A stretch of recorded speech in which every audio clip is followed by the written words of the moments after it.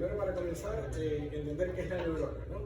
La neurona no es más que la unidad funcional del sistema nervioso, es la célula principal del sistema nervioso, así como lo es a lo mejor el miocito en el músculo, en el sistema nervioso tenemos la neurona, que es la célula, es la unidad funcional del sistema nervioso como tal. ¿Qué es la neurona? Pues es la célula conductora del sistema nervioso porque ella se encarga de transmitir información, ¿okay? Es la unidad histológica, ¿okay? Y fisiológica del sistema nervioso y solamente es posible verla mediante microscopio, ¿okay? Estamos hablando de algo microscópico porque recuerden que el sistema nervioso lo podemos ver desde el punto de vista macroscópico cuando vemos los nervios, ¿okay? Ustedes dicen que en sus piezas de anatomía, ¿okay? O desde el punto de vista microscópico las unidades funcionales más pequeñas que no son visibles a la vista humana. Hola. Bueno, adelante, póngase.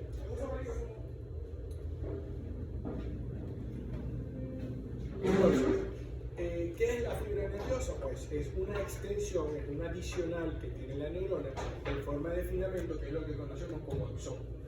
Que junto con una cubierta que va a tener el axón, es lo que denominamos una cubierta que va a tener el axón, denominada mielina, ¿okay? Que tiene su función específica en el axón, que más adelante vamos a ver qué función cumple, forman la neurona como tal. Entonces, tenemos la neurona compuesta por ese adicional, esa extensión que tiene la neurona, ¿okay? Que denominamos fibra nerviosa o también llamada axón. Y ya vamos a ver imágenes para poder entenderlo. ¿Qué es la mielina? Pues es una sustancia que va a recubrir ese axón, ¿okay? Es una envoltura que tiene ese axón, producida por unas células especiales que conocemos como las células de Schwann. Esta mielina está compuesta por lípidos y proteínas y va a funcionar como un aislante, ¿okay? Como cuando ustedes ven normalmente un cable eléctrico que está cubierto por un plástico, en este caso el axón está cubierto por una capa de lípidos y proteínas denominada mielina y que tiene desde el punto de vista funcional, ¿okay? Bastante importancia porque nos ayuda en la conductividad y en la transmisión del impulso a través del axón.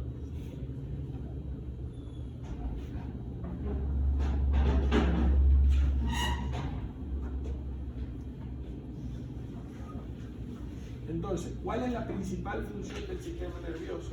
A grosso modo, a gran modo, no es más que transmitir información, llevar información de una parte del organismo a otra parte del organismo.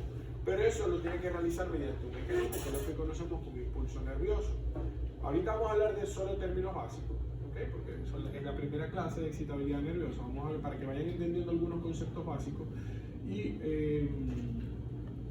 para que podamos luego unir todos estos conceptos básicos y entender cómo funciona el sistema nervioso. ¿Okay? Si estoy hablando un poco rápido, díganme, si tienen alguna duda, díganme, no hay problema. ¿Okay? Creo que 1 hora y media es más que suficiente. Entonces, ¿qué es el impulso nervioso? Pues es un mensaje que se transmite de manera electroquímica a una alta velocidad, ¿okay? Y que se transmite a través de toda esa fibra nerviosa o ese axón, ¿okay? Que está conectado a la neurona o soma. Y ahora vamos a ver una imagen que es muy importante. Ajá. Esta que está aquí. Okay. Esto que ustedes ven acá es lo que conocemos como neurona. Todo esto es una neurona. ¿Okay? ¿Qué pasa? Que la neurona tiene diferentes partes. ¿Okay? Cada una de esas partes es importante conocer su función. Y como lo pueden ver, eso que les mencionaba y que no les había mostrado una imagen, esta es una neurona y este accesorio que tiene esta neurona que se prolonga, conocido como fibra nerviosa o conocido como axón, es el que se encarga de transmitir la información de una neurona a otra para así lograr transmitir una información a larga distancia. Entonces, como podemos ver en el neurona tenemos lo que es la neurona como tal, todo esto que podemos ver en la neurona, ¿okay? Continuada por esta ramificación prolongada que se denomina axón, que es lo que vemos señalado con el número 2. Perdón, aquí con el número 3. Lo que vemos señalado con el número 2 es esta cubierta intermitente que pueden observar acá, no sé si la delimitan. Esta cubierta que rodea el axón es lo que denominamos como mielina. Estos espacios que ven libres de mielina, que ven que no tienen mielina, es lo se conoce como nodos de Ramier. Pero ahorita olvidemos este nodo de Ramier porque los voy a confundir. Más adelante vamos a entender lo que es el nodo de Ramier y por qué es importante. Esta porción más distal, ¿okay?, del axón, ¿okay?, donde termina el axón, que ven que hay pequeñas ramificaciones tanto en el soma pericardio, como pueden ver acá. Estas ramificaciones pequeñitas, es lo que conocemos como dendritas. ¿Okay? Aquí las dendritas. Todas estas ramificaciones pequeñitas son dendritas. ¿Cuál es la función de las dendritas? Pues como es la zona más distal, es la zona que va a estar en contacto con otras neuronas. ¿Okay? Entonces puede haber una comunicación de dendrita con axón, dendrita con dendrita o dendrita con soma. ¿Okay? Pero lo importante es que las dendritas son las encargadas de ese punto de contacto con otra neurona. ¿Okay? La conexión. Es la conexión. Ellas son las que se encargan de conectarse con otra estructura para poder transmitir la información de esta neurona a otra neurona y a otra neurona y a otra neurona hasta llevar la información a largas distancias. Que recuerden que la función principal del sistema nervioso es transmitir información.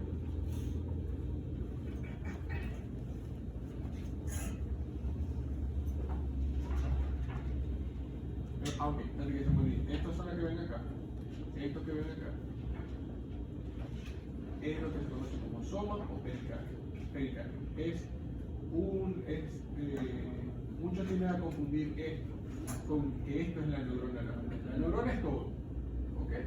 Esta porción de la neurona, conocida como soma pericardio, y su prolongación con el axón y las dendritas y todos los componentes es lo que denominamos neurona.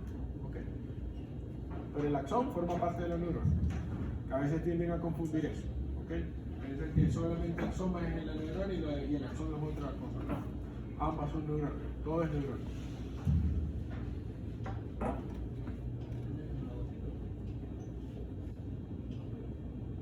Ajá. Ahora, ¿qué es el nervio? El nervio, que es esa estructura que ustedes ven macroscópicamente, que ven en las piezas, que ven en todas esas estructuras que ustedes logran disecar, ya esto es visto, ya es visible macroscópicamente. ¿Okay? Es una estructura en forma de cordón, es macroscópica, que comprende un gran paquete de fibras nerviosas. O sea, un gran número de fibras nerviosas microscópicas van a formar ese cordón largo que es posible verlo macroscópicamente. ¿Okay? Y son los que se encargan de llevar ese impulso nervioso desde el sistema nervioso central a alguna parte del cuerpo. ¿Okay? Seguimos entonces. Nervio. ¿Qué es el nervio? Es esa estructura macroscópica en forma de cordón que comprende, ese cordón está formado por un paquete de fibras nerviosas o axones, y que su función es llevar información del sistema nervioso a cualquier parte del organismo, a un músculo, una víscera. ¿Okay? Pero lo importante es que ese cordón es el que se encarga de llevar información. ¿Okay? Y es visto macroscópicamente, ustedes los ven en las piezas anatómicas que estudian. Ok, como pueden ver en esta imagen, que podemos ver, esto es un nervio. ¿Okay? Pero un nervio, si nosotros lo desglosamos, ¿okay?, está compuesto por diferentes estructuras. Como pueden ver acá, este nervio completo va a estar compuesto por muchos fascículos. En este caso este nervio tenemos 1, 2, 3, 4 fascículos. ¿Okay? Y esos fascículos, ¿okay?, estos fascículos comprenden un montón de fibras nerviosas. ¿Okay? Y de esa manera se conforma el cordón o nervio, ¿okay?, macroscópico. Pero para que se conforme ese cordón macroscópico, tienen que haber muchas fibras nerviosas, ¿okay?, empaquetadas en fascículos. Eso es, yo siempre pongo el ejemplo, como si ustedes tienen el espagueti, una caja de espagueti. El espagueti, ¿okay?, de pasta, es una fibra nerviosa, pero ella viene envuelta en un paquete, ¿verdad? Eso es lo que nosotros vamos a conocer. Ese paquete de fibra nerviosa lo podemos conocer como fascículo. Ese paquete que envuelve la fibra nerviosa lo vamos a conocer como perineuro, que es una membrana del tejido conectivo que envuelve el fascículo. ¿Okay? Cada fibra nerviosa pequeñita está envuelta también en una capa de tejido que conocemos como endoneuro.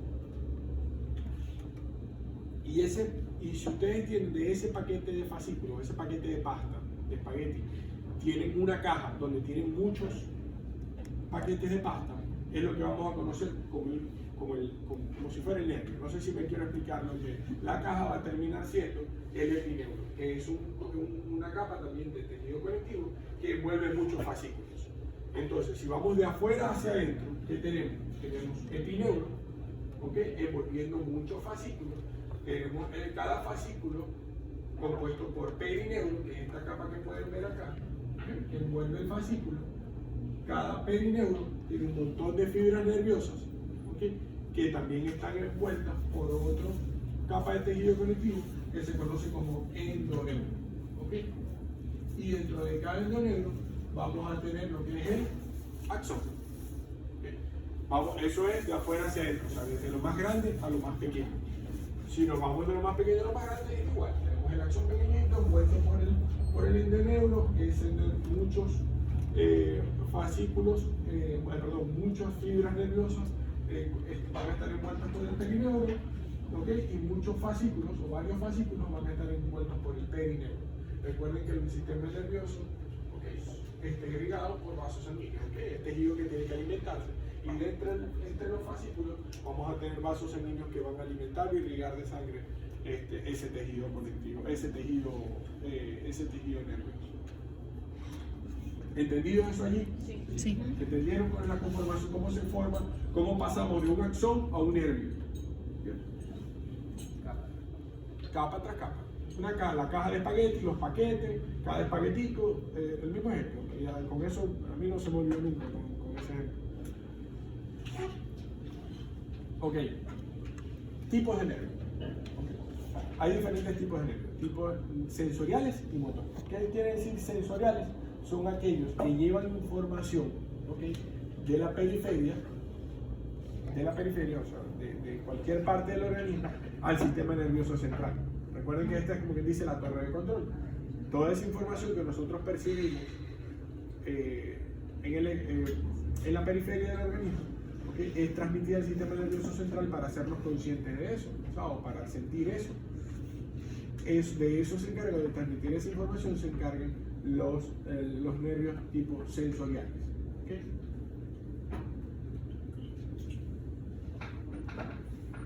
Como lo pueden ver acá, desde la periferia hacia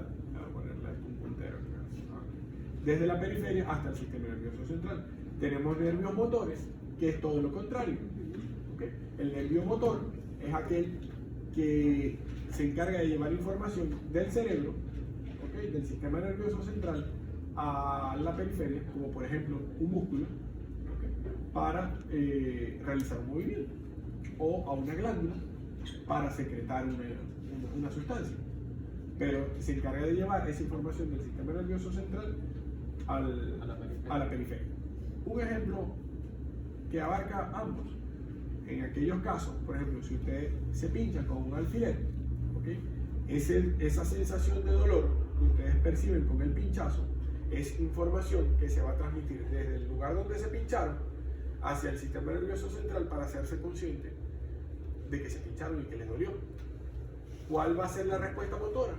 Pues el sistema nervioso central, por un mecanismo de respuesta, dice, me dolió al pincharme o al quemarme, yo retiro.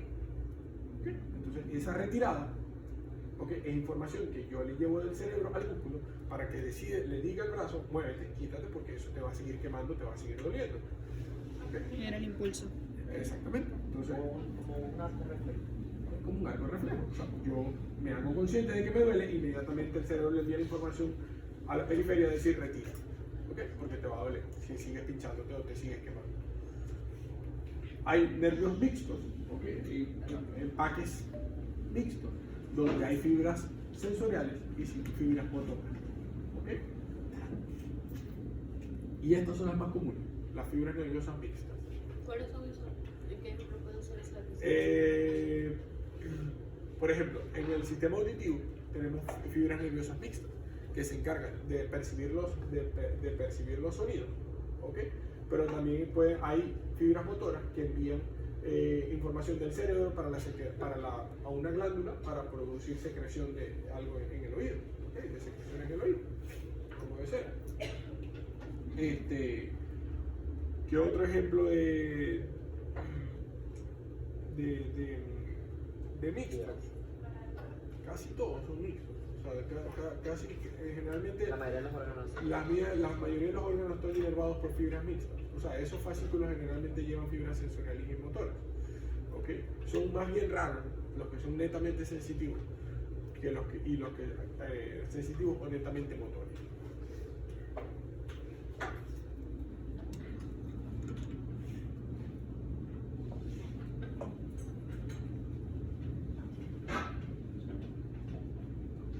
Ajá. Excitabilidad nerviosa.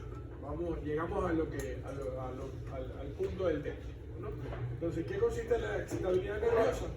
Pues es un estado en el cual la neurona es capaz de generar y transmitir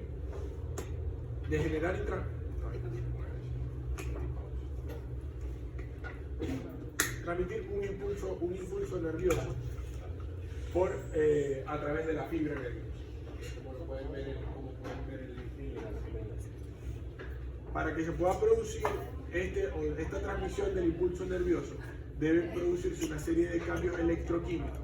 ¿Okay? Cuando me refiero a electroquímico, porque hay involucradas sustancias químicas como los neurotransmisores, como mediados por energía, ¿okay? o por cargas. Por eso se denomina un impulso electroquímico. Tienen que haber cambios conformacionales en la neurona para que pueda ocurrir este impulso nervioso que transmita la información de una neurona a otra. El mecanismo mediante el cual una neurona se comunica con la otra es a través de un impulso nervioso. Ese impulso nervioso, para que se produzca es mediante un gradiente electroquímico. ¿Entendido hasta ahí? Ya vamos a hablar un poquito más acerca de los gradientes electroquímicos.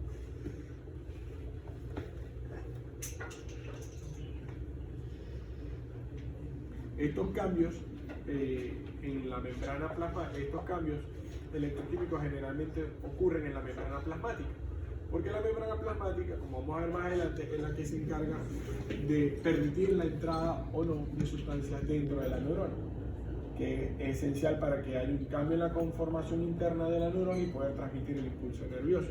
A todo esto se le denomina potencial de membrana.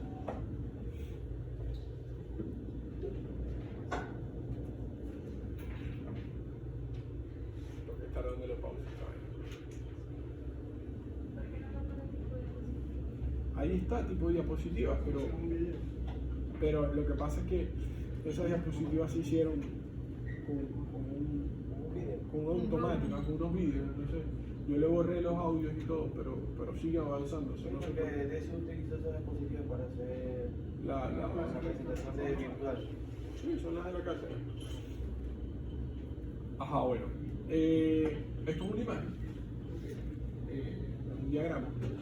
No es una fotografía microscópica, pero es un diagrama de cómo se ve microscópicamente la célula. Y lo que más me interesa de que podamos distinguir acá es que está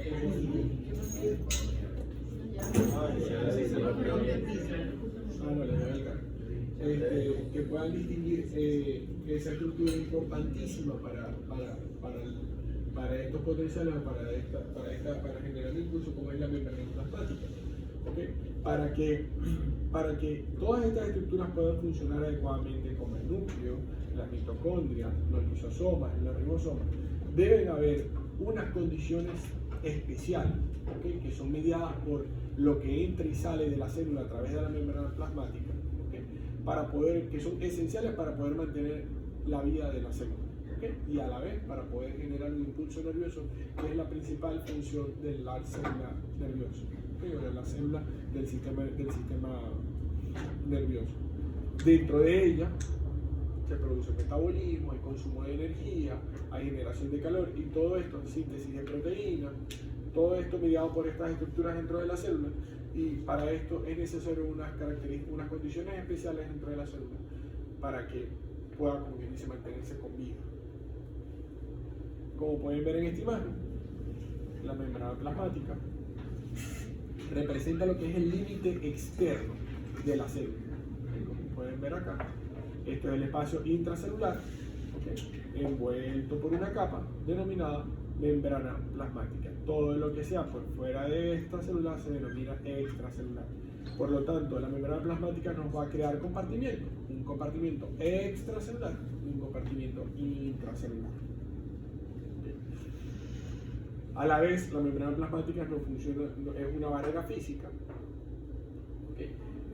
pero a la vez funcional, porque ella limita o no limita el paso de algunas sustancias, algunas las permite pasar, otras no las permite pasar, por eso vemos acá que dice un paso selectivo de sustancias, porque ella va a solamente dejar pasar aquello que sea necesario para la función de la célula, en este caso la neurona.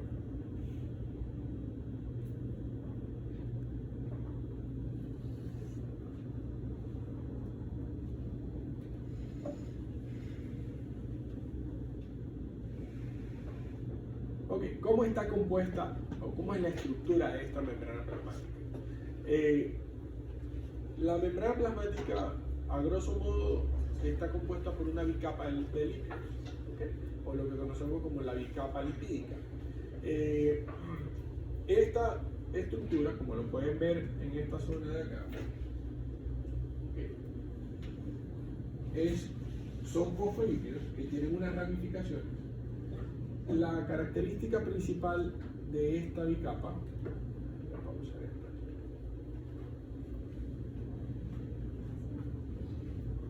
primero de que es una estructura, esto que vemos acá como bicapa lipídica, tiene la característica de que es impermeable al agua, ¿ok? Porque tiene una capa central que se denomina hidrófuga, ¿ok? ¿Qué quiere decir hidrófuga? Que repele el agua. Que repele el agua. El principal ácido graso de la membrana, que denominamos, era esto que está acá, que es el fosfolípido con estas dos ramificaciones, como pueden ver acá, tienen unas cargas. ¿Okay? La cabeza del fosfolípido tiene una carga eléctrica, mientras que las ramificaciones centrales no tienen carga eléctrica. Por lo tanto, podemos decir que esta parte de acá es polar y esta porción que podemos ver acá, las colas, tiene una carga neutra. Entonces, tenemos una cabeza polar, aquí lo dice, una cabeza polar que está cargada de energía y una cola que es netamente apolar o neutra. Por lo tanto, en conjunto,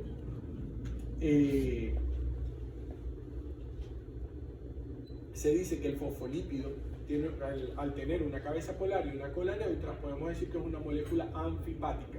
¿Qué quiere decir anfipática? Que tiene una porción que sí es hidrófila y otra que es hidrófoba.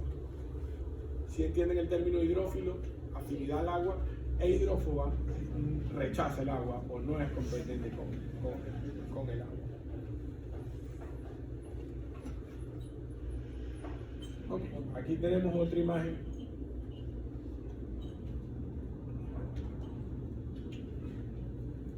Okay. Como pueden ver acá, esta bicapa lipídica, como pueden ver aquí las cabezas y las ramificaciones o cola, como lo pueden ver, esto es lo que en conjunto lo que conocemos como membrana plasmática, visto desde el punto de vista microscópico.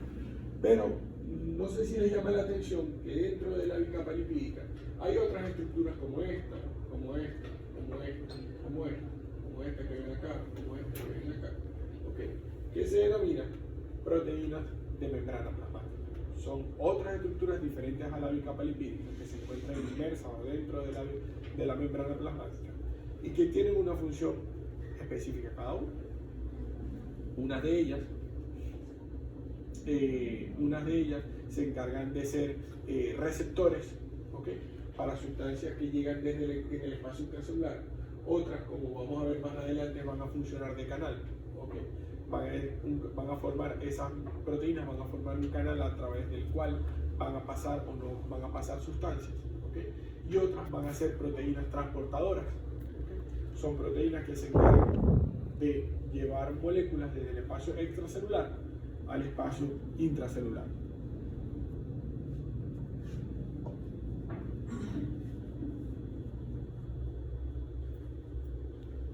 Ok, aquí tenemos una imagen mejor.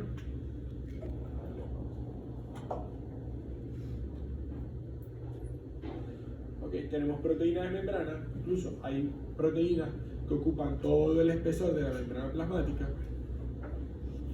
¿Sí? Como lo pueden ver acá, hay otras que la forma de la proteína. ¿Sí? ¿Qué función tiene la proteína de membrana?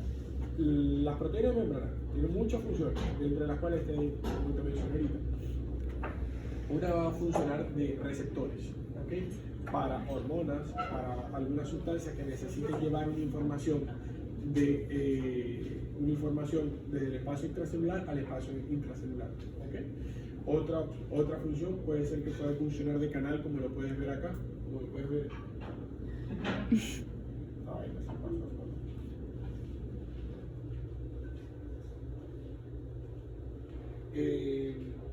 Como puedes ver esta que está acá, que forma un canal, ¿okay? Y este canal va a permitir de que pasen sustancias. O sea que hay algunas que... Ajá. Unas van a servir de transportadores, otras van a servir de canales para el paso de sustancias, o otras van a servir de receptores, ¿okay? Para algunas señales. Hay proteínas de membrana, o sea, son específicas. Hay proteínas de membrana, cada proteína tiene una función específica. O sea, ¿Okay? Dentro de la bicapa. Ah, exactamente. En las que están inmersas en la bicapa. Cada proteína recibe una molécula en específico. O sea, No una molécula en específico, porque un canal te puede dejar permitir el paso de diferentes moléculas. ¿Okay? Pero sí tienen una función en específico. La que es canal para sodio, canales rápidos de sodio, por ejemplo. ¿Okay? Hay unas que son los canales lentos de salida de potasio, también forman un canal, pero tienen la bomba sodio-potasio ATPasa, ¿okay? Que es una estructura transmembrana, me refiero a transmembrana porque ocupa toda la membrana plasmática. Como hay proteínas, que forman parte, son proteínas de membrana, pero que no traspasan por completo la membrana plasmática, ¿okay? Sino que están solamente en la porción externa y que van a servir de receptores para leer alguna información, una hormona, una señal. Hay algunas que no pasan por la proteína de membrana, ¿verdad? Que solamente analizan El canal de manera pasiva, más adelante hablamos. Importantísimo término, gradiente químico, porque realmente en esto se basa todo, o gran parte del tema. ¿Qué es el gradiente químico? Es la diferencia que hay de concentración de una sustancia X, cual sea, entre el medio extracelular y el medio intracelular. ¿Qué me refiero con eso? Lo leo textualmente como dice: diferencia gradual de la concentración de la sustancia disuelta de una región de alta densidad a otra menor de densidad. Ahorita, vamos a ponerle un ejemplo fácil. ¿Dónde hay más densidad de estudiantes? ¿Adentro del salón o fuera del salón? Dentro del salón. Dentro del salón. Aquí tenemos una alta densidad de estudiantes. Fuera del salón hay una baja densidad de estudiantes. ¿Okay? O sea que si nosotros nos mediáramos por gradiente químico, ¿okay? Como lo hacen la mayoría de los tejidos, en la mayoría de las células, para poder decir que hay un equilibrio, tendríamos que salir la mitad y quedar la mitad aquí, para decir que hay un equilibrio. ¿Okay? ¿Qué pasa? Siempre las sustancias van a ir en sentido al gradiente. ¿A qué me quiero decir con en sentido al gradiente? Como lo pueden ver acá. Tenemos la bicapa lipídica. ¿Okay? Este es el medio intracelular, este es el medio intracelular. Tenemos una alta densidad de esta sustancia, ¿okay? Mientras que en el espacio intracelular no hay esta sustancia. ¿Okay? Entonces, siempre esta molécula, la membrana, siempre estas moléculas van a tratar de llevar esta sustancia por gradiente químico de lugares de mayor concentración a donde hay menor concentración, hasta que existe un equilibrio, como lo ven en el paso 3, entre las sustancias en el espacio extracelular versus el espacio intracelular. Y siempre hay un equilibrio, eso es lo que siempre hago. Recuerden que todo como lo vieron en líquidos corporales es homeostasis, ¿okay? Homeostasis para que pueda funcionar la vida. Y por lo tanto siempre las sustancias van a buscar estar en equilibrio, ¿okay? Por naturalidad ellas siempre van a buscar estar en equilibrio, estar en las mismas concentraciones en ambas partes. ¿Okay? Pero a veces para las funciones vitales no es posible de que haya equilibrio, se necesita una mayor densidad de un lado que de otro para que se puedan ejercer las funciones dentro de la célula. Entonces, eso se hace a través del gradiente químico. Oh, me está fallando la voz.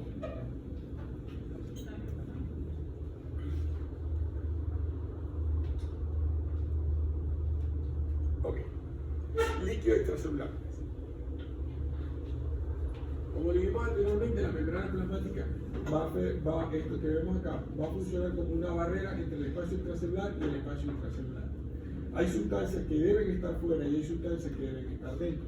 Y aquellas sustancias que hay una deficiencia entre lo que hay dentro y lo de afuera van a buscar pasar a través de esta membrana plasmática. El líquido extracelular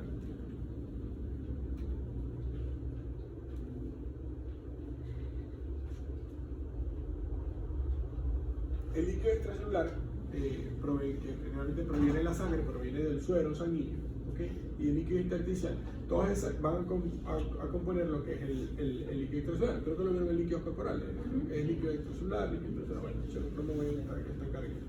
Entonces tenemos numerosas sustancias que ingresan dentro de la célula de manera selectiva. ¿Qué quiere decir de manera selectiva?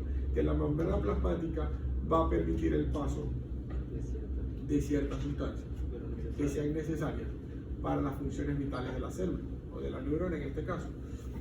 Entonces, tenemos sustancias como los carbohidratos, aminoácidos, lípidos, minerales y vitaminas que en ciertas proporciones necesitan atravesar esta membrana plasmática y llegar al espacio intracelular para poder cumplir su función.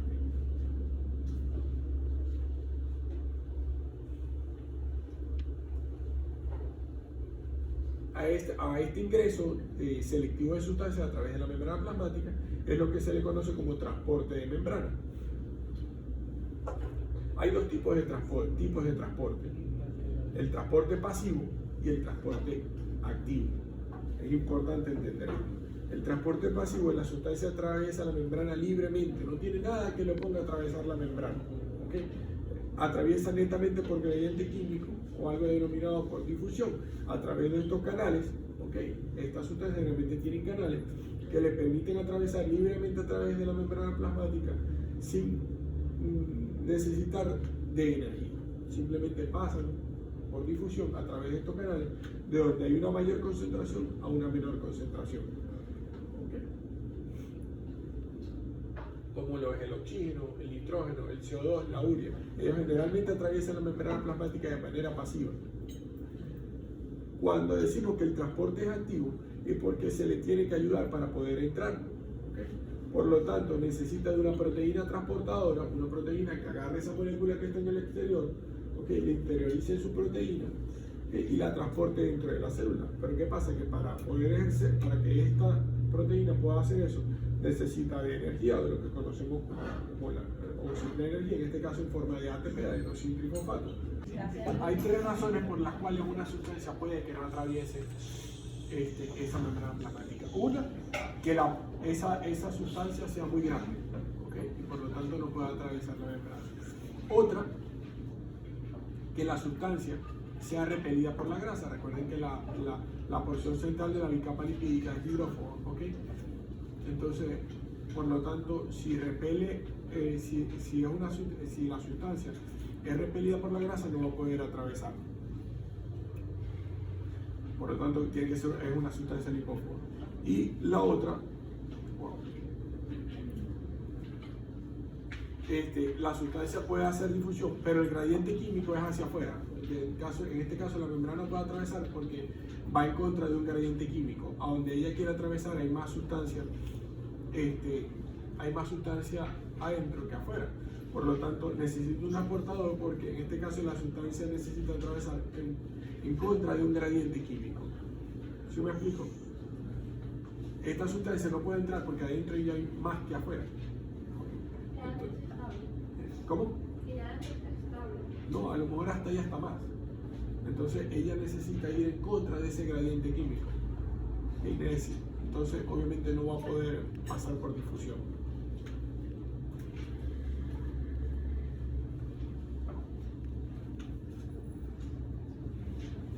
Ok. Carga eléctrica. La electricidad presente en un cuerpo. La carga eléctrica no es más que eso. Es la electricidad que está presente en un cuerpo. Hay fuerza Es decir, las neuronas como tal, las células, ellas en sí tienen una carga. ¿Okay? Si esa carga es positiva, es lo que conocemos como un protón. Y si esa carga es negativa, es lo que conocemos como un electrón. La carga eléctrica se le denomina a la electricidad, al tipo de electricidad que tiene ese cuerpo en específico, en este caso la neurona.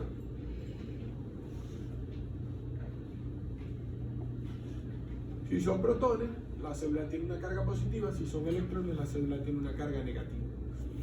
¿Qué pasa? Que las partículas con cargas iguales se van a rechazar, mientras que aquellas con cargas diferentes se van a atraer. ¿Por qué vamos a ver? ¿Qué es una diferencia de potencial? Es otro término básico que necesitamos. Es la presión que ejerce una fuerza eléctrica sobre las cargas eléctricas en un medio donde están estas cargas. Un ejemplo para explicárselo.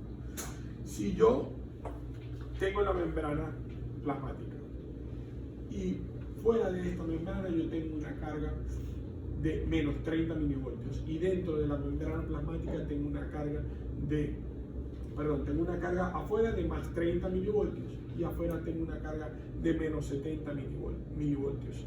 Esa diferencia, ¿ok?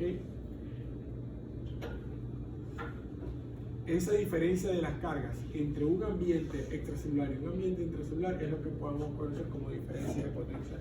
Es la presión de la fuerza eléctrica que ejerce una carga de un medio. Es la diferencia que hay entre una carga entre un espacio y otro. ¿Sí me explico el término? Un ejemplo es el de una batería.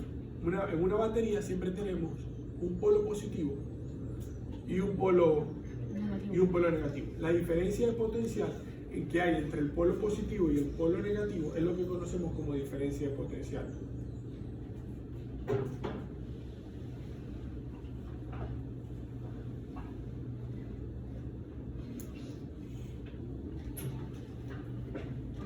Cuando ustedes tienen unos cables normales, un enchufe, recuerden que ustedes tienen uno negativo y uno positivo.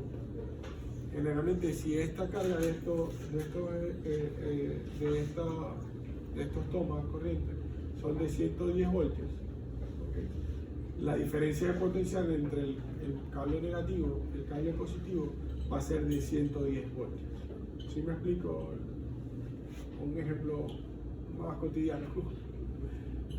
Si el enchufe es de 110, la diferencia de potencial es de 110 entre el negativo y el positivo.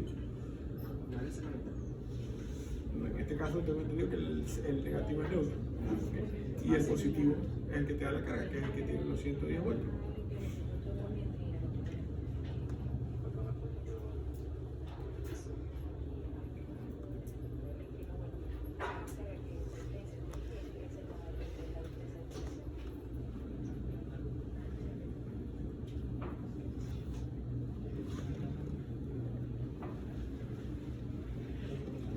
¿Qué es un ion?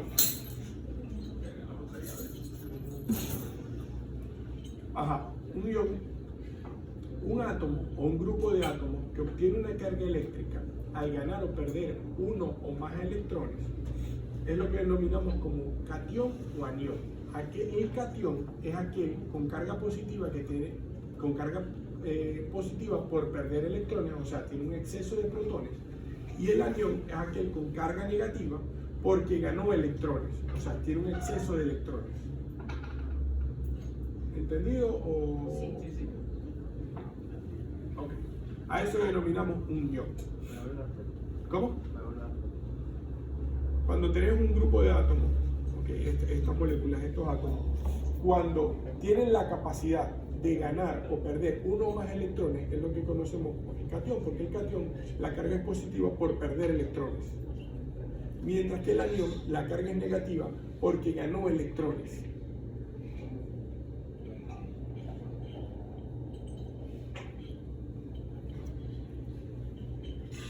Un ejemplo de los iones en el organismo son los iones que son los más abundantes, son el sodio, potasio, el cloro, el calcio.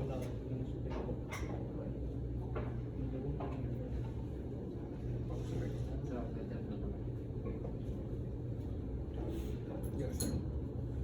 Entonces, los iones más abundantes en el organismo son sodio, potasio, cloro y calcio. Como pueden ver, el sodio y el potasio son cationes, mientras que el cloro y el calcio, por tener carga negativa, son aniones. El calcio positivo. ¿Cómo?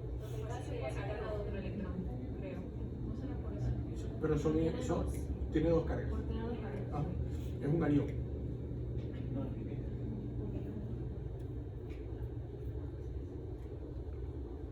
Entonces, tenemos canales, tenemos proteínas transmembranas en la membrana plasmática que son selectivos para cada tipo de ion. En este caso tenemos canales para el sodio, tenemos canales para el potasio, tenemos canales para el cloro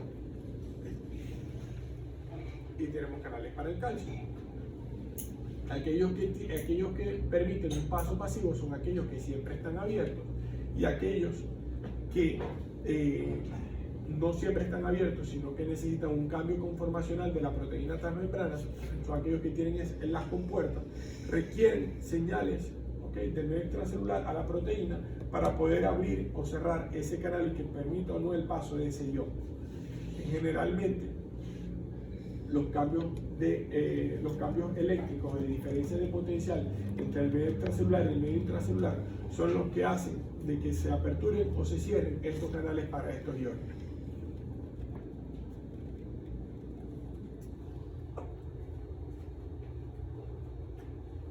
¿Qué es la neutralidad eléctrica?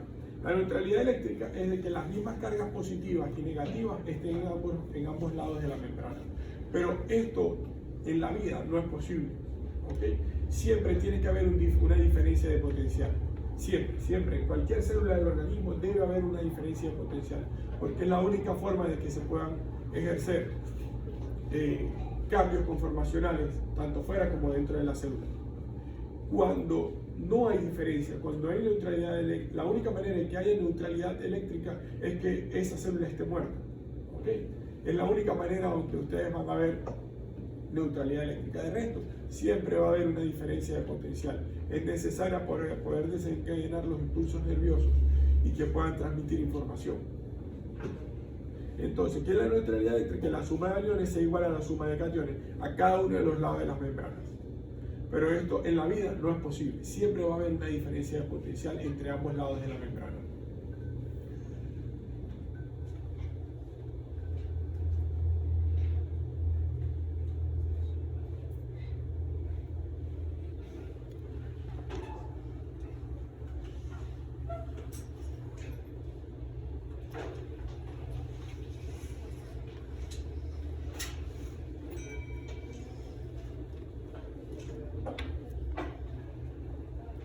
Entonces, la neutralidad eléctrica es cuando la diferencia de potencial es cero. No hay diferencia entre un lado y otro de la membrana. ¿Cómo lo pueden ver en esta imagen?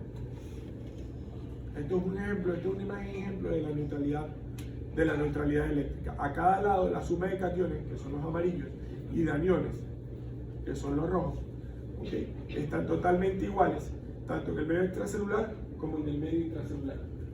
Esto no es posible en la vida. Esto nada más puede ocurrir en una célula muerta, donde no hay diferencia de potencial entre un lado. ¿Y cómo se supone que debería estar? Siempre vas a tener mayor concentración de un catión en un lado. Por ejemplo, el sodio. ¿En un solo lado debe haber más cationes que en el extracelular? Depende de la sustancia. Recuerda que estamos hablando de sustancias: sodio, potasio, cloro, calcio. Entonces esos son cationes. El sodio y el potasio son cationes. El cloro y el calcio son aniones. ¿Qué pasa? Tú siempre tienes que tener un diferencial de potencial. En el caso del sodio, es el principal ion extracelular.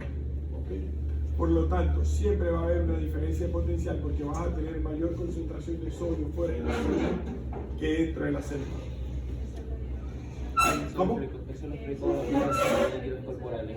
Siempre va a haber algo por fuera. A diferencia, por ejemplo, del potasio, el potasio es el principal ion intracelular. Por lo tanto, la concentración de potasio siempre va a ser mayor dentro de la célula que fuera de la célula.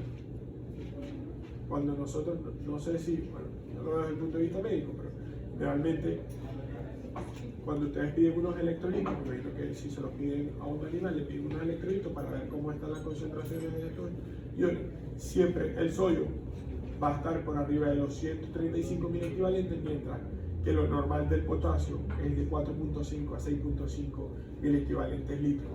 ¿Por qué? Porque la mayoría del potasio debe estar dentro de la célula. En cambio el sodio, la mayoría debe estar fuera de la célula. O sea que esta es una célula muerta, básicamente. Es una célula muerta. Eso no es compatible con Para eso no es incompatible con la vida.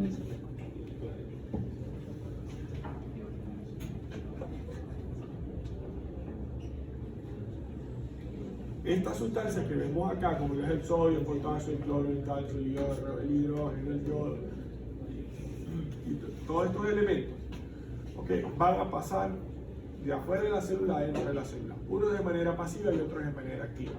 Aquellos que van a pasar de manera pasiva es porque van a pasar a favor de un gradiente. ¿Qué quiere decir?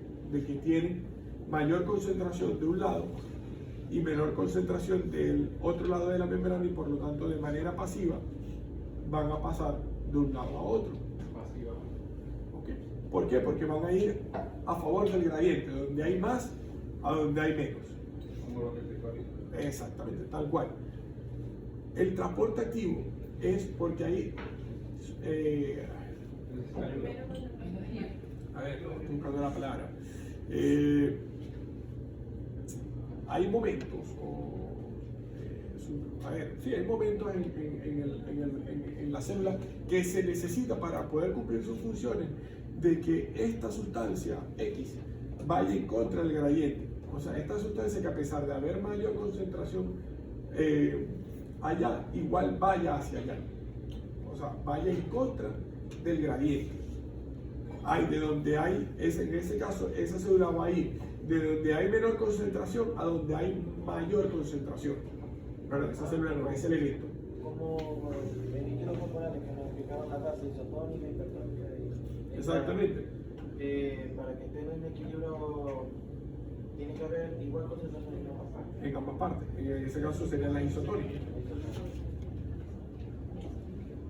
Entonces, para que pueda esa sustancia transportarse a través de la membrana en contra de un gradiente, o sea, de donde hay menos a donde hay más, necesita de un transportador.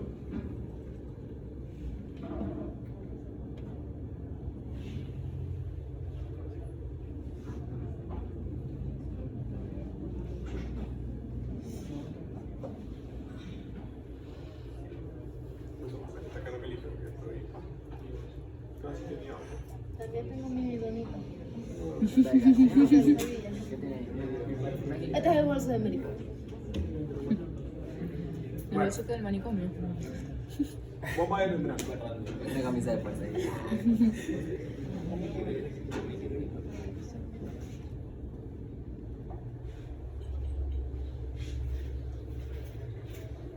Recuerden,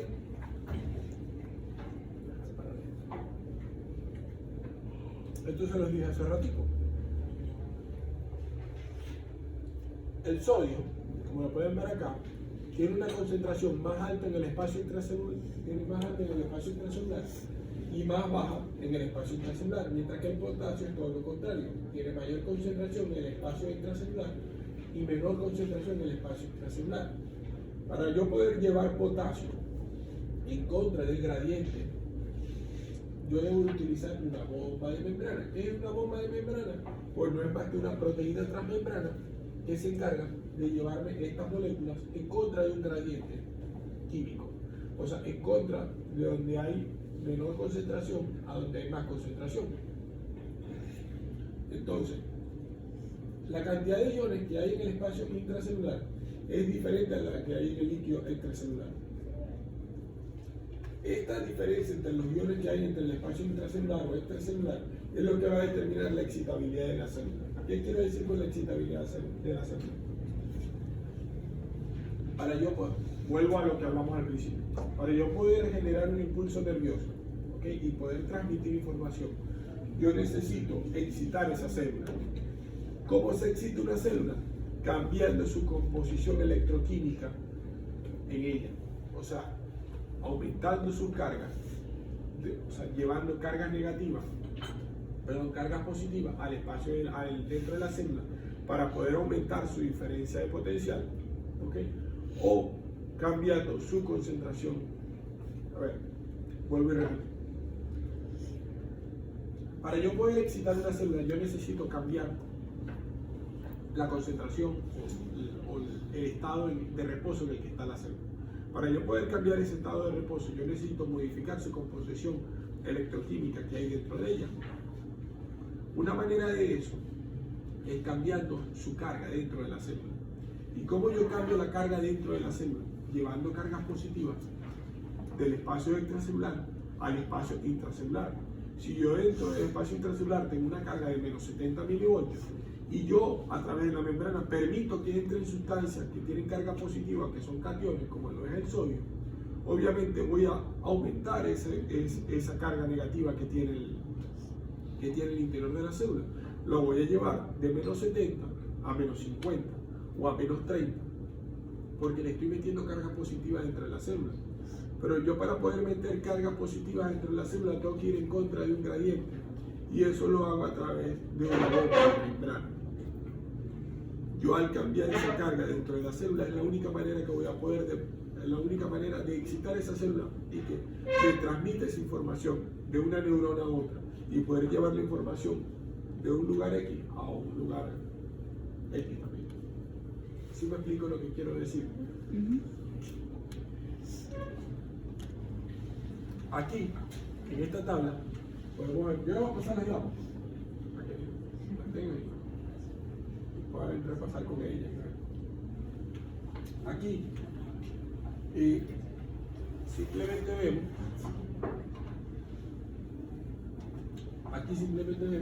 la composición en milimoles litros de cada una de las sustancias que se encuentran dentro y fuera de la célula, como es el sodio, el potasio, el calcio, el magnesio, el cloro, el bicarbonato, el fosfato, la glucosa y las proteínas. ¿Cuánto es la concentración dentro de la célula? ¿Y cuánto es la concentración en el espacio intracelular? ¿Y cuánto es la concentración en el plasma sanguíneo? Recuerden que es muy similar la composición del espacio intracelular con la del plasma, pero muy diferente a la del espacio intracelular. Generalmente, para yo poder cambiar la composición del espacio intracelular, yo necesito llevar muchas de estas sustancias dentro de la célula. Muchas de ellas pasan de manera pasiva, pasan por gradiente, porque van a haber mayor concentración en el espacio intracelular que en el espacio intracelular.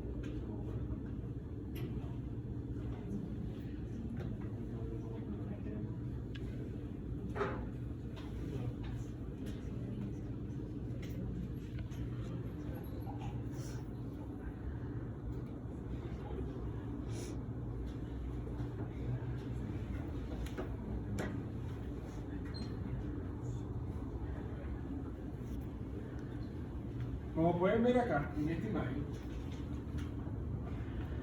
esta es la membrana plasmática. Esto que vemos acá es esa proteína transmembrana o bomba transportadora que me va a ayudar a mantener un equilibrio, ¿okay?, entre las concentraciones de sodio y potasio, tanto dentro como fuera de la célula.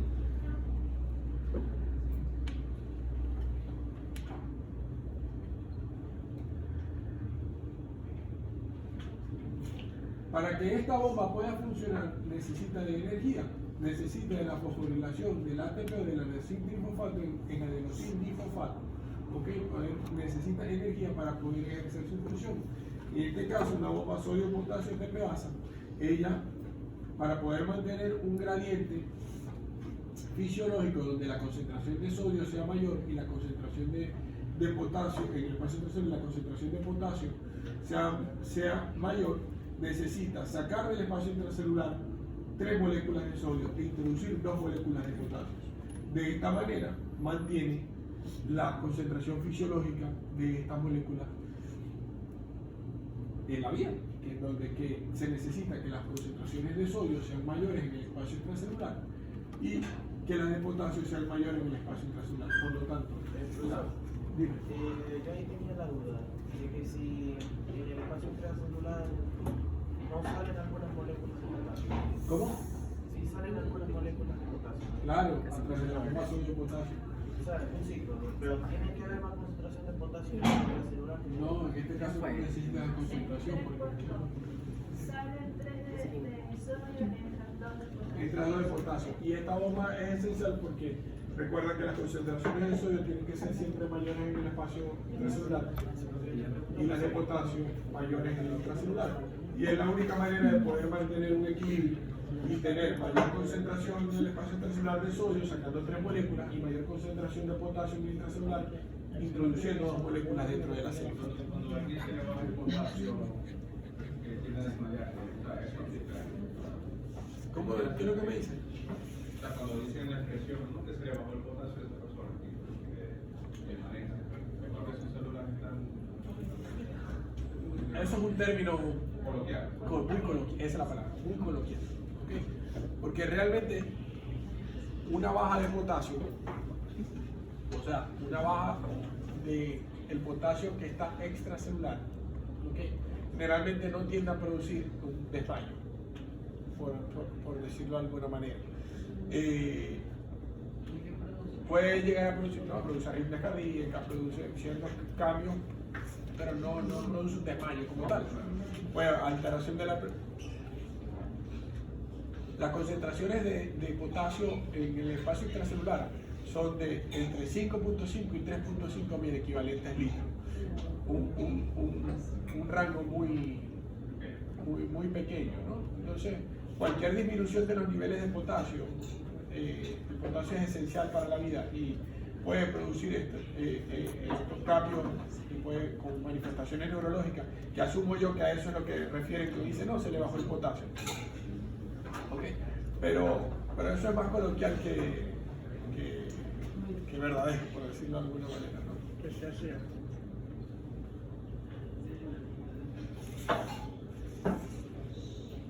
Ok, la misma imagen.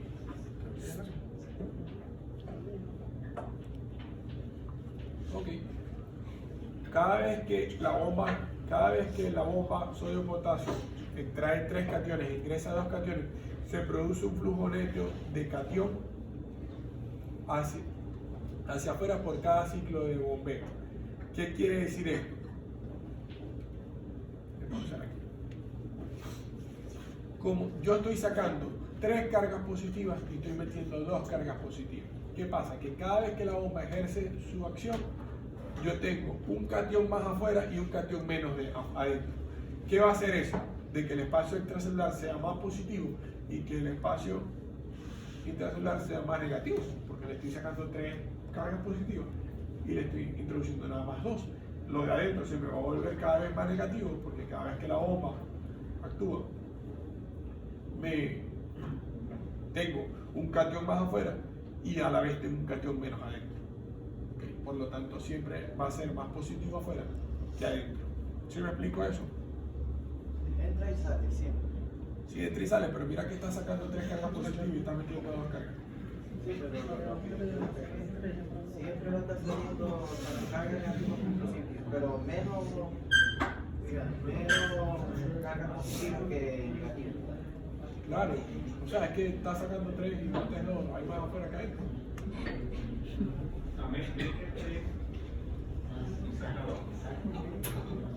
Salen 3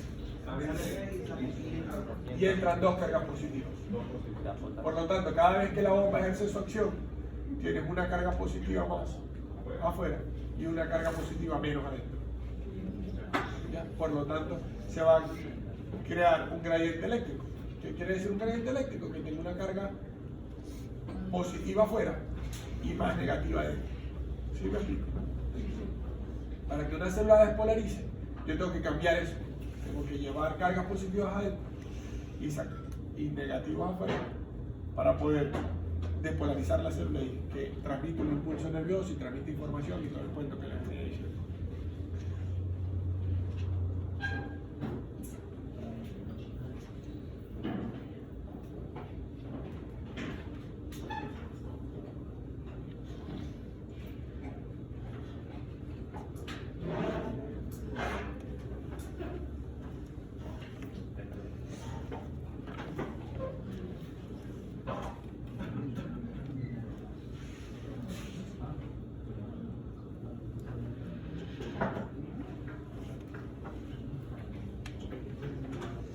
Esta imagen, ¿qué ejemplo nos da? Esta imagen, ¿qué ejemplo nos da? Como pueden ver, esta imagen que acá sería el medio intracelular y esto aquí sería el medio intracelular. Como pueden ver, dentro del espacio intracelular tenemos más cargas negativas y fuera del espacio intracelular tenemos más cargas positivas. Si nosotros tomamos un electrodo para poder medir las cargas que hay dentro de la célula, podemos tener un resultado de menos 90 voltios con una diferencia al espacio intracelular que puede ser de más 30. ¿Okay? O sea, siempre va a haber una diferencia de potencial. Siempre que haya vida, hay diferencia de potencial. Gracias por el caramelito. Está bueno.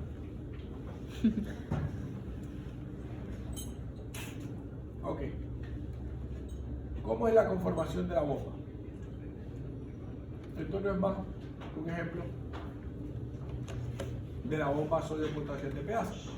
La misma imagen que vimos anteriormente. Necesita de ATP, de fosforilar el ATP, de donar un fosfato, ¿okay? Con esa energía, para poder producir un cambio conformacional en la bomba y que ella pueda ejercer su trabajo. ¿Cuál es su trabajo? Llevar carga sodio que está fuera de la célula adentro de la célula, perdón, sacar sodio dentro de la célula y introducir potasio dentro de la célula. ¿Okay? Cuando ella le da el fosfato, tiene una conformación fosforilada. ¿Okay? Tiene una alta afinidad por el sodio en este caso. Miren que la bomba está abierta hacia adentro. ¿Okay? Y está tratando de captar el sodio, que es afín al sodio, para que se meta dentro de la bomba y poder llevarla hacia afuera.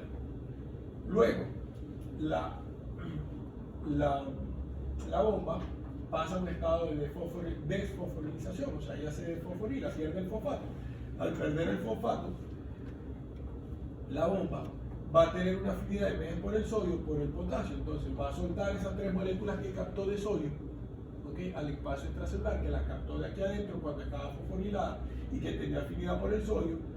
Ahora, como ya no tiene afinidad por el sodio, sino por el potasio, porque está desfosforilada, va a soltar esas 3 moléculas de sodio que captó del espacio intracelular y las va a llevar al intracelular y va a captar 2 moléculas de potasio, porque ahora tiene afinidad por el potasio, para luego fosforilarse nuevamente y cambiar su conformación y liberar estas 2 moléculas de potasio que están acá, liberarlas dentro de la célula. ¿Sí me explico?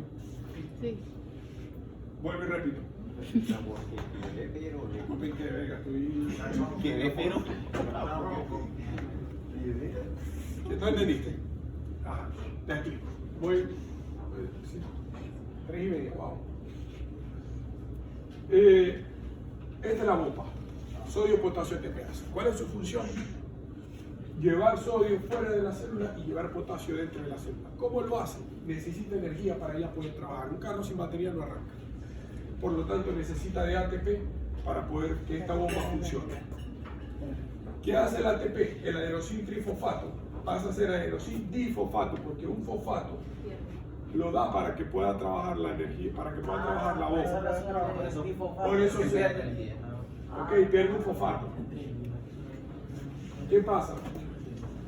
Que a la bomba cuando llamamos fosforilada, es porque captó fosfato que recibió del ATP, ¿okay? Tiene una forma, tiene esta forma, tiene una forma específica que es fosforilada, y en esta forma tiene afinidad por el sodio, ¿no? Al tener afinidad por el sodio, ¿qué hace ella? Del medio intracelular agarra y trata de captar moléculas de sodio, ¿ya? Y las mete dentro de ella. Pero en el proceso también capta Luego, el potasio. No, porque la función del potasio es de llevarlo de afuera hacia adentro. Ahí está llevando sodio. Ahí está llevando sodio y llevando potasio. Ok. Que este potasio lo captó en el ciclo anterior. ¿Ya? Se intercambian de una vez allá. Exactamente. Entonces, cuando ella ya está fosforilada y capta sus 3 moléculas de sodio, ya utilizó el fosfato para tener afinidad por el sodio, ella queda de una forma desfosforilada. En este caso ya no tiene afinidad por el sodio, sino por el potasio. Cambia su conformación y como ya no le interesa el sodio, sino que lo que le interesa es el potasio, ella capta 2 moléculas de potasio y libera el sodio extracelular y de esa manera echa sodio de adentro afuera, capta potasio para después llevarlo adentro y capta sodio de adentro y lo lleva afuera. Y así está. Y capta potasio. ¿Sí me explico? Ahora sí. Ahora sí, ya. Pero todo esto depende del fosfato. Cuando tiene fosfato, ella tiene afinidad por el sodio. Cuando no tiene fosfato, tiene que afinidad por el potasio. Ya, y de esa manera capta sodio de adentro, lo lleva afuera y capta potasio de afuera y lo lleva adentro. Pero no es complicado, ¿eh? Tener un poquito de imaginación imaginándose la bombita, la vaina y llevar. ¿Por qué fosforilado afina al sodio y desfosforilado afina al potasio? Porque es la composición, así está diseñada la bomba, ¿me entiendes? O sea, su conformación química es así. ¿El de por qué usted no? Ya, eso es más molecular y eso sí te lo va a ver, pero realmente la bomba funciona así. Cuando tiene una composición fosforilada, o sea que ya ha ganado energía del ATP, okay, su afinidad es mayor por el sodio, por lo tanto capta el sodio que está dentro de la célula. Okay, cuando se desfosforila, lo libera hacia el extracelular y capta el potasio afuera y lo lleva hacia adentro. Luego ya se vuelve a fosforilar para tener afinidad por el sodio y así un ciclo. Y se repite y se repite y se repite. Tómese un té de energía, eso le va a... Ya veo que casi ronco. Casi no, ya está. Exacto.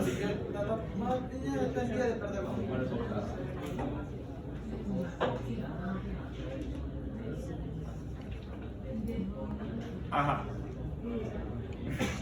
¿Qué pasa? ¿Qué pasa?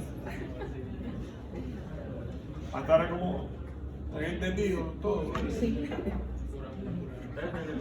Porque no hay nadie. Ahora. Yo le decía, no lo entendí, pero es que no. ¿Qué cosa? Lo de la bomba. Lo de la bomba sodio potasio.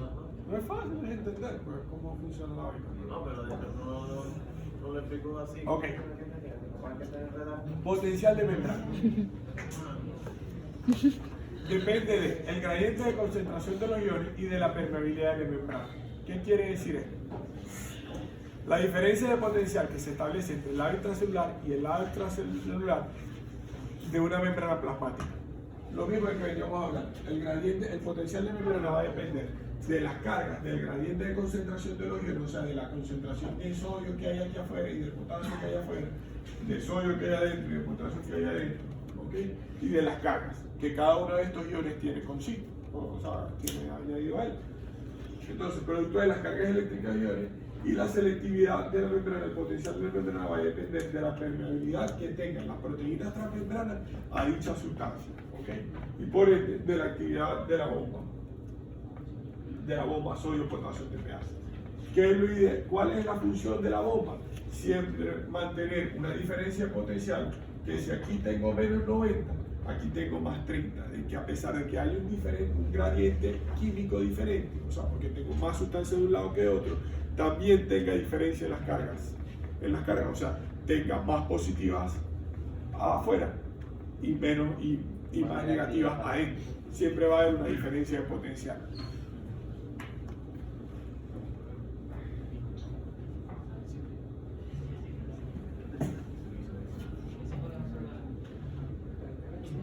¿Cómo funciona?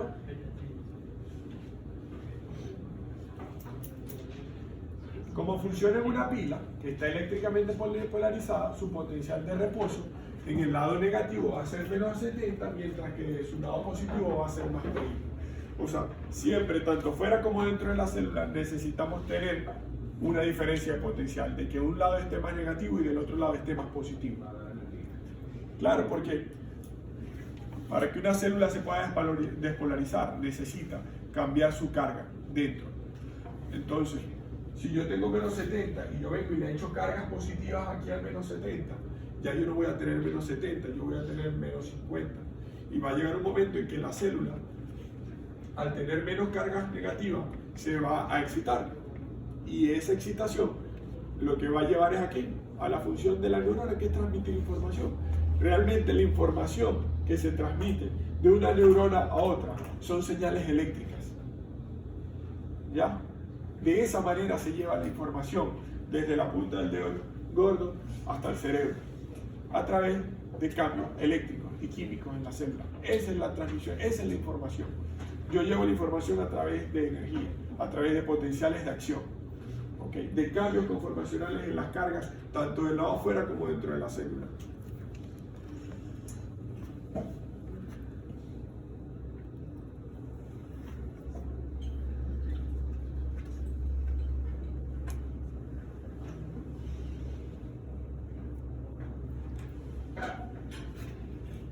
Algo aquí que se me escapaba. ¿Qué es un potencial de reposo?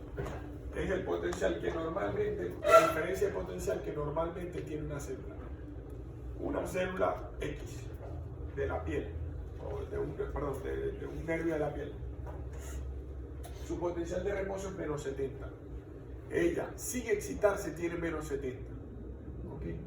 Para yo cambiar, sacarla de su estado de reposo, yo tengo que cambiar ese menos 70. Pero tenemos que entender que hay un estado de reposo y un estado de excitabilidad, ¿okay? En el cual en uno la célula no está transmitiendo información y en el otro la célula transmite información. ¿Sí? ¿Bien? Avancemos porque ya va a ser las 4.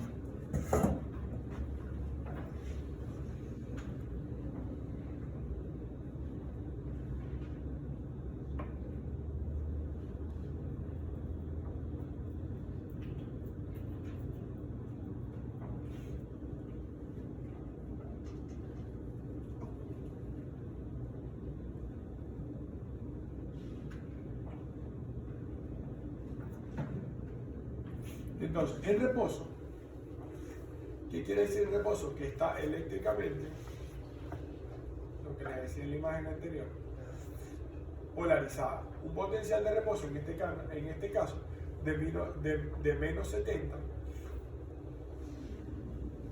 Si yo llevo ese potencial que dijimos que era de reposo de menos 70 y lo llevo a menos 90, o sea, estoy volviendo lo más negativo, ¿qué estoy haciendo?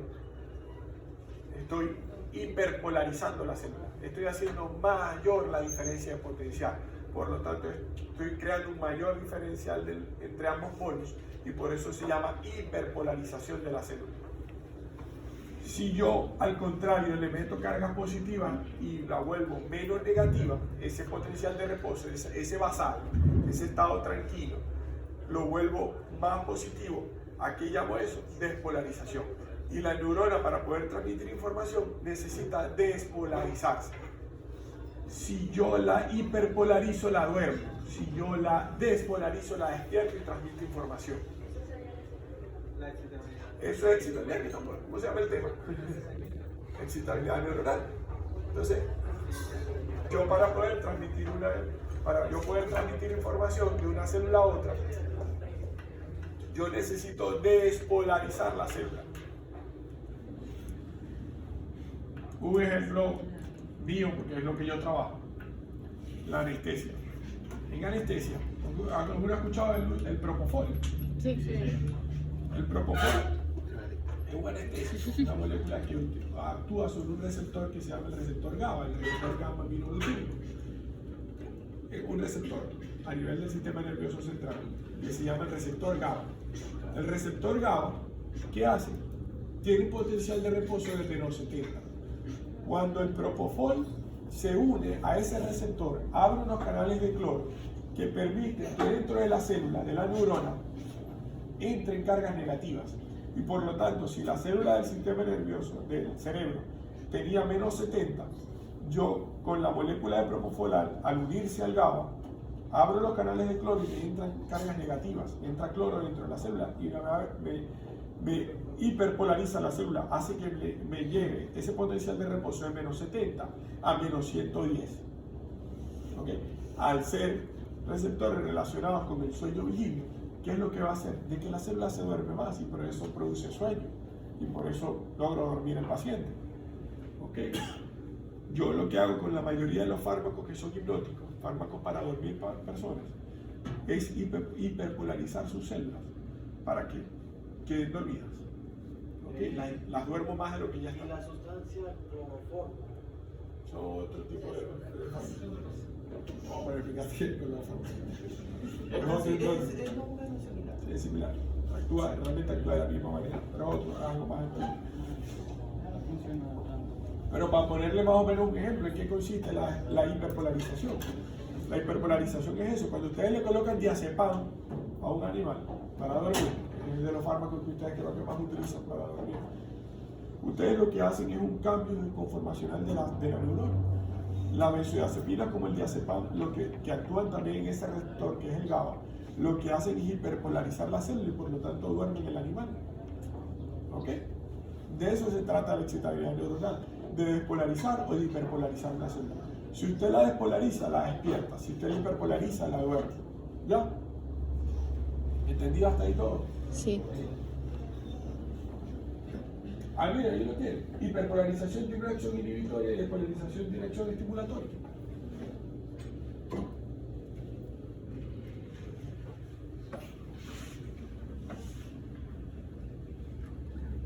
Ok, esta imagen es más de lo que hablamos anteriormente. El sodio, el potasio, El los sodio, el potasio, mantiene una carga positivos. positiva dentro de la célula y una carga negativa dentro de la célula. Ya se está teniendo la cámara. Ahorita tengo que borrar un poco después para poder subirlo a YouTube. Para poder unirlo. Para poder unirlo. Ya lo publiqué. ¿Y vos crees que yo me he suscrito a su canal?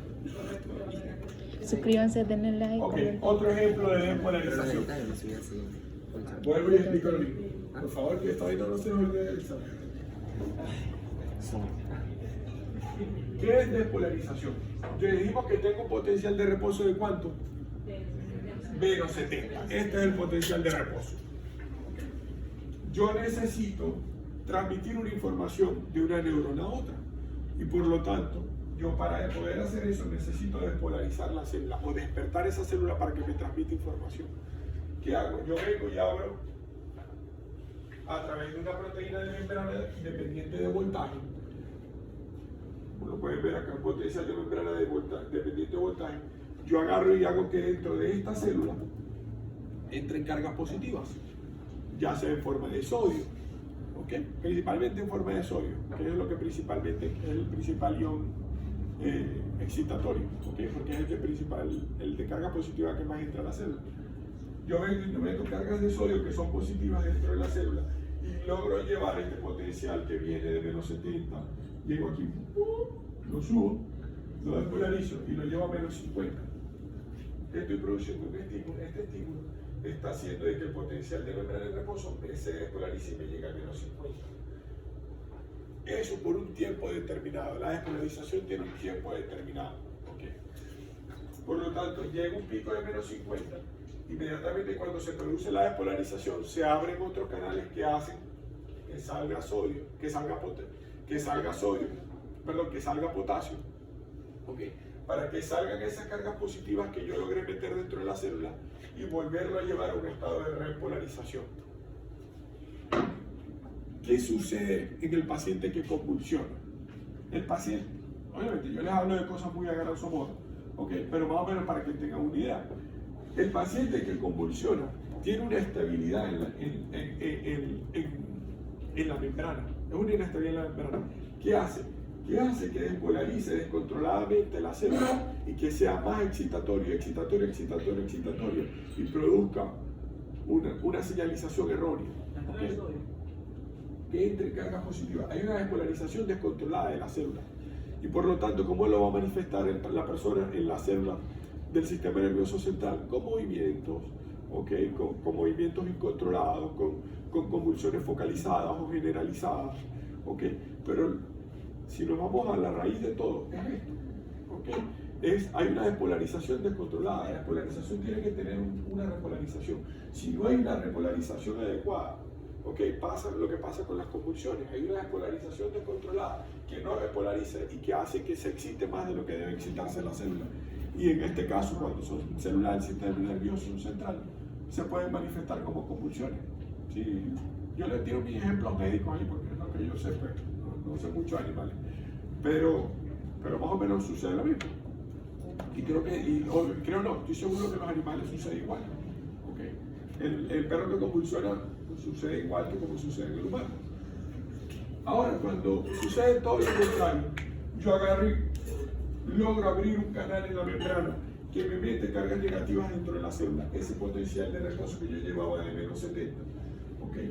Lo voy a volver más negativo aún, lo voy a llevar a menos 90 porque le metí cargas negativas. Entonces, al meterle carga negativa, va a producir una hiperpolarización de la célula, que también debe ser por un tiempo determinado. ¿Okay? Debe haber luego una fase de volver al estado de reposo. ¿Okay? Y así es la excitación, así es la despolarización. Excito, hago un pico, hago una meseta y repolarizo. Excito, hago un pico, hago una meseta y repolarizo. Y de esa manera transmito información. Obviamente, si usted hace un efecto sumatorio de que cada neurona, de cada fibra nerviosa, de cada fascículo, de cada nervio, produce ese potencial de acción, se va a transmitir en una información grande. ¿Ok? ¿Sí me explico? ¿Entendido esta parte de despolarización e hiperpolarización de la célula? Esto es base para poder entender cómo se transmite la información, porque así es que se transmite la información, despolarizando una célula.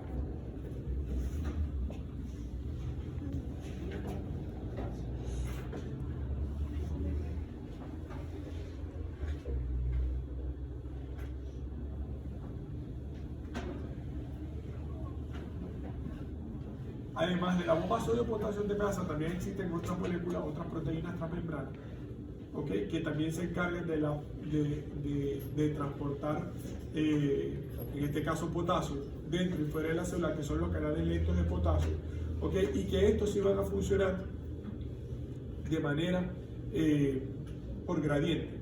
¿Okay? En este caso, el potasio que está dentro de la célula y que necesita salir porque el gradiente químico así lo pide, porque hay más concentración adentro que afuera, va a salir a través de estos poros. Ahora, cuando el potasio necesita entrar de la célula, que es donde hay mayor concentración de potasio, menor concentración de potasio, donde hay mayor concentración de potasio, necesita de fosfatos, ¿okay? Para poder tener esa fuerza eléctrica, para poder ir en contra de un gradiente. El potasio se encuentra en equilibrio en ambos lados de la membrana.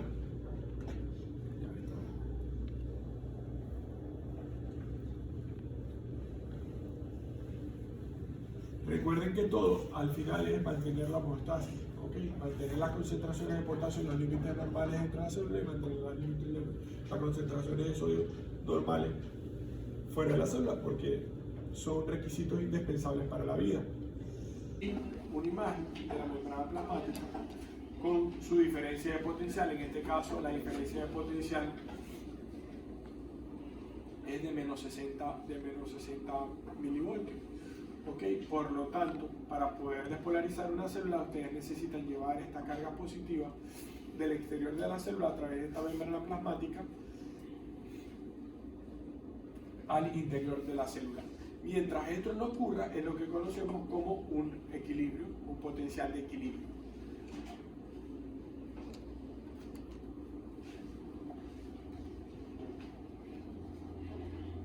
En el caso del potasio, necesita siempre encontrarse en equilibrio. Generalmente ellas pueden fluir a través de la membrana plasmática por gradiente químico, ¿okay? Por donde hay mayor a menor concentración, y por fuerza eléctrica porque necesiten de energía. En este caso, el sodio sí necesita de un canal activo, ¿okay? De un canal que se encargue de introducir el sodio dentro de la célula, como son los canales de sodio, ¿okay?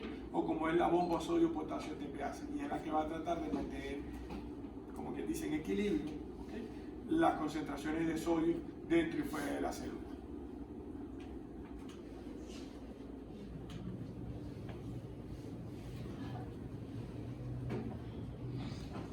De lo que hablamos ahorita será excitabilidad.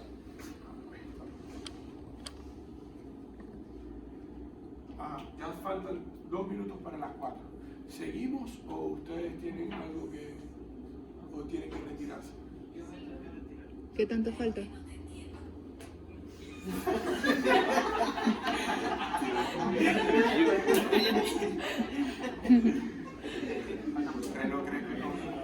Normalmente era hasta las 5, pero si se necesita ir. No, yo no, por ustedes. Si no falta mucho, yo pienso que puede... A unas 15 diapositivas, no sé si terminamos. Aprovechamos y terminamos 20 diapositivas. Claro que en 20 minutos vamos a poner un poquito de chola a esto para que...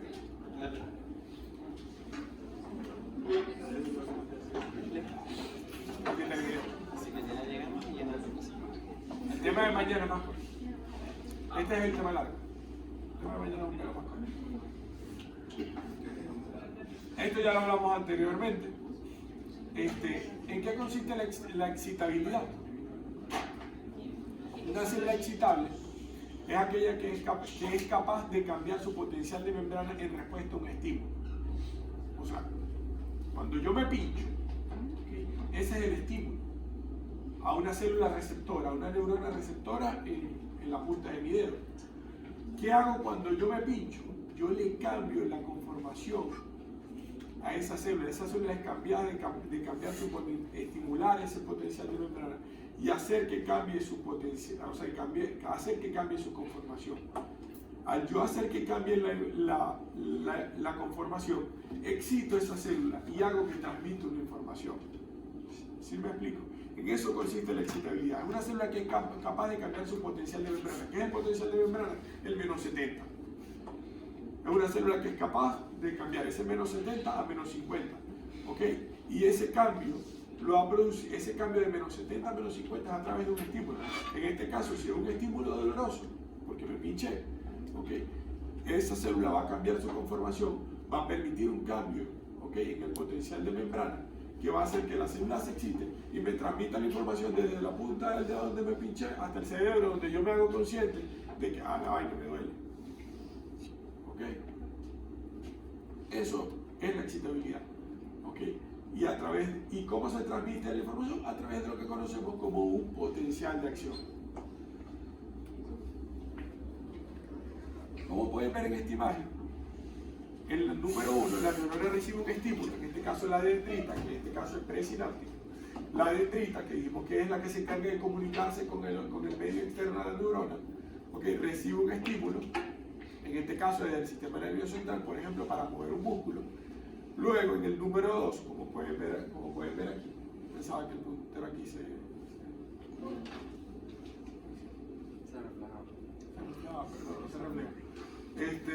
En el número 2, vemos la neurona responde modificando su potencial de acción. ¿Qué es modificar el potencial de acción? Cambiando ese menos 70 a menos 50 para excitarse, ¿okay? Y poder despolarizarse y transmitir ese impulso nervioso,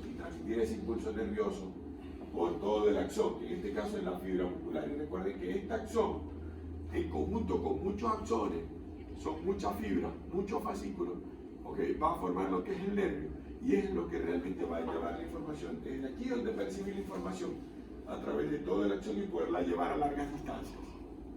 ¿Okay?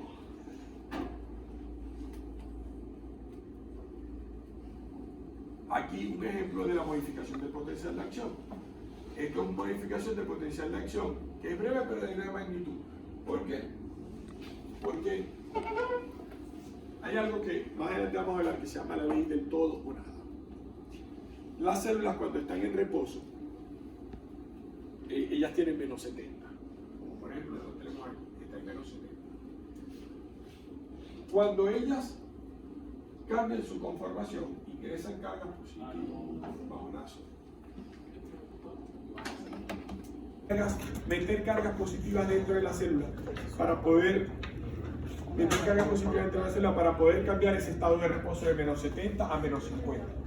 Pero menos 50 en algunas células es el punto de inflexión para yo terminar de despolarizar por sí sola. O sea, esas cargas positivas son como el empujón y ellas terminan de despolarizarse por sí solas.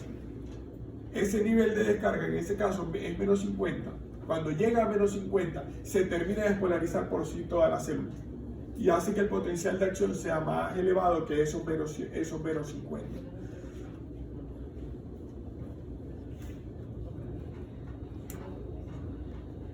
Ya les voy a mostrar en la imagen, es más fácil con la imagen. Cuando llega a esos menos 50, es como que este es el punto donde la célula necesitaba llegar a través de las cargas que le entraron para terminar de despolarizarse por completo. ¿ya? Y esas cargas positivas que entraron para despolarizar la célula son como el empujoncito. ¿Ya? Me paso de menos 70 a menos 50 y cuando llego a menos 50 me termino de despolarizar. ¿Ya? Hago mi pico y luego me repolarizo nuevamente. ¿Ok? A veces ese nivel de descarga, ese nivel de descarga puede ser más bajo o puede ser más alto. A veces solamente con llegar a menos 60 es suficiente para que la célula, una célula que es fácilmente excitable, por lo tanto, apenas llega a menos 60 se despolariza por completo. A veces hay unas que cuesta más despolarizarse, ¿ok? Entonces, por lo tanto, necesitan llegar a menos 30 para poder despolarizarse por completo. A eso se le llama la ley de todo o nada. Cuando llega a ese menos 50, listo, todo. Se termina de despolarizar. Si no llego a menos 50, no me despolarizo nada. ¿Ya? ¿Entendido esa parte? Sí. Vamos a aprender el video a ver si. La modificación del potencial de acción. Despolarización breve pero de gran magnitud. Este es el punto de descarga. O sea, cuando llegan las cargas positivas, yo necesito pasarme de este menos 70 a menos 50, por lo menos hasta menos 50 o hasta, en este caso hasta un poquito menos, para poder yo llegar a este punto donde, listo, ya con las cargas yo me termino de polarizar y termino de hacer mi pico, ¿ok? Donde llego hasta más 50, ¿ok? El B es el pico. Luego, como pueden ver aquí, está dividido en fases. La fase A de la despolarización es la fase de activación, es la fase donde entran las cargas para poder activar esa célula y comenzar a despolarizarla. Llega a su punto de descarga, a su punto de todo o nada, y se termina de despolarizar y llega a su punto máximo. En este caso es el punto máximo, máximo potencial invertido. ¿Okay? En este caso puede llegar hasta más 50 para luego comenzar una nueva fase que es la fase de inactivación o de repolarización, que es la fase C, donde primero cuando la fase se repolariza, después de que una célula está despolarizada, cuando quiere volver a su nivel de reposo, primero se hiperpolariza. O sea, primero cae un poquito más de su nivel de reposo para luego volver a su nivel de reposo.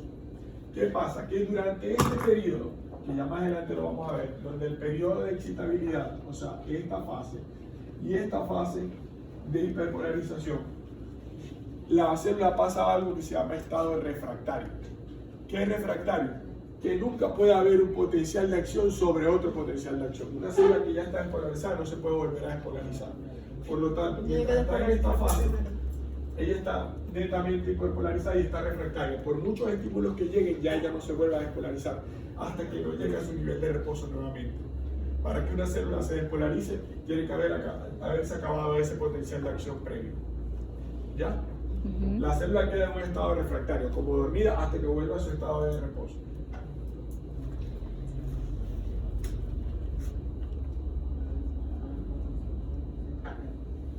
Ok, entonces, ¿qué tiene estas características? Tiene una amplitud completa, que es lo que les hablaba del todo o nada. Un único periodo de tiempo, un único por periodo de tiempo, quiere decir, una célula solamente se despolariza una vez. Para poderse volver a despolarizar, tiene que volver a un estado de reposo. Ojo, está bien esa pregunta. Por lo tanto, esto es lo que se denomina como periodo refractario absoluto. ¿Okay? El periodo refractario absoluto es aquel tiempo en el cual la célula está despolarizada y por nada en el mundo esa célula se va a volver a despolarizar. Así le lleguen 10.000 estímulos que le diga, hey, despolarízate. Y la otra característica es que a través de esto es que se propaga la información a largas distancias. Todas esas picos y curvas que vimos anteriormente son acompañadas de cambios conformacionales en las concentraciones de sodio y potasio, porque de eso dependen esos cambios eléctricos, ¿no? De que fluyan o no sustancias dentro y fuera de la célula. Hay dos tipos de cambios iónicos, los pasivos, que ya lo vimos anteriormente, y aquellos que son dependientes de voltaje. ¿Qué es lo que sucede en el todo nada? Hay canales que dependen de voltaje. Hay canales rápidos de sodio que hacen que cuando la célula alcanza ese menos 50 para poder despolarizarse por completo, es el potencial que necesita la proteína para poder abrirse por completo y dejar pasar grandes cantidades de sodio. Por eso es que hace ese pico tan grande hasta llegar hasta más 50. ¿Ok? Sí me explico lo que les quiero decir.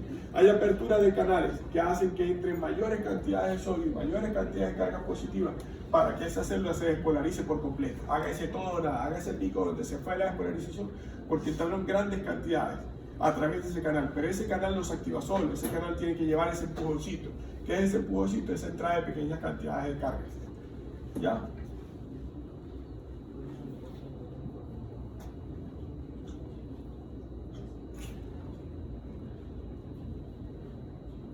Lo mismo que les comentaba ahorita, el estado de reposo.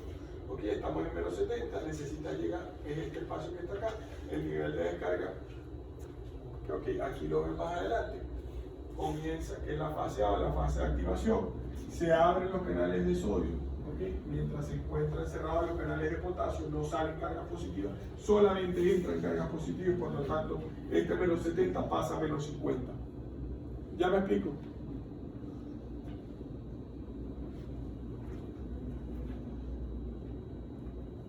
Luego viene la fase C, que es la fase de repolarización.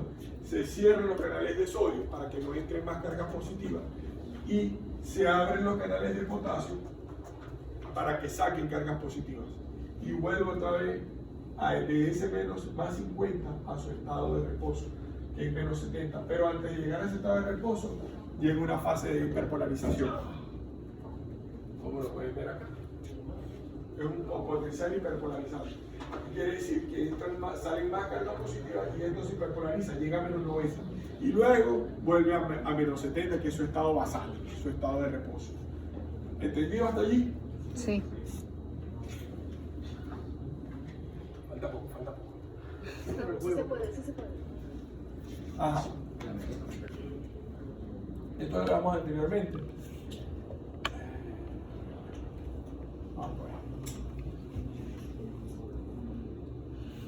Cambios iónicos, canales dependientes de voltaje, canales que son dependientes de voltaje, como lo dije ahorita.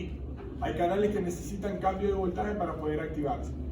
Inicia con un pequeño cambio de voltaje, la fase de activación, apertura de los canales de sodio, ¿okay? Y la fase de inactivación, se cierran los canales de sodio, que lo dijimos anteriormente, y se abren los canales de potasio para que salga potasio dentro de la célula. Eso ocurre un milisegundo después. Más allá del equilibrio, resulta siempre en un estado de hiperpolarización, que es esto que vemos acá. ¿Okay? Cierre entonces. Fase de activación, apertura de los canales de sodio, entra sodio dentro de la célula, llega a menos 50, se termina de despolarizar y luego llega a la fase de inactivación, donde vuelve otra vez a su potencial de reposo. Pero antes de llegar al potencial de reposo necesita hiperpolarizarse primero.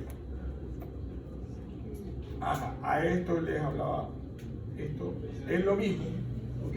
Pero recuerden que a medida que va sucediendo esto, también hay cambios en las concentraciones de sodio y de potasio. Entonces, aquí lo ven, esta línea azul que ven acá son los niveles de sodio. Y esta línea roja que ven son los cambios de voltaje, los cambios de milivoltio. ¿Ok? Ven que a medida que la línea azul asciende, que es la entrada de sodio, permeabilidad, la permeabilidad del sodio, a la vez aumenta la carga de menos 70 hasta más 30. Tienen que van conjuntas las dos líneas. Aumenta el sodio, aumenta el potencial de acción. Y luego, como pueden ver acá, esta otra línea que ven, esta línea azul que ven acá, es la permeabilidad del sodio. Cuando se cumple este pico y llega a su potencial máximo, se abren los canales de potasio para que salgan cargas positivas entre la célula y vuelvan otra vez a su fase de reposo. Este periodo que está acá, mientras la célula es lo que dije hace un ratito, que es el periodo refractario absoluto. O sea, durante este periodo no se vuelve a excitar la célula, el absoluto. Y está el periodo refractario relativo, donde en condiciones normales no se debería volver a excitar la célula.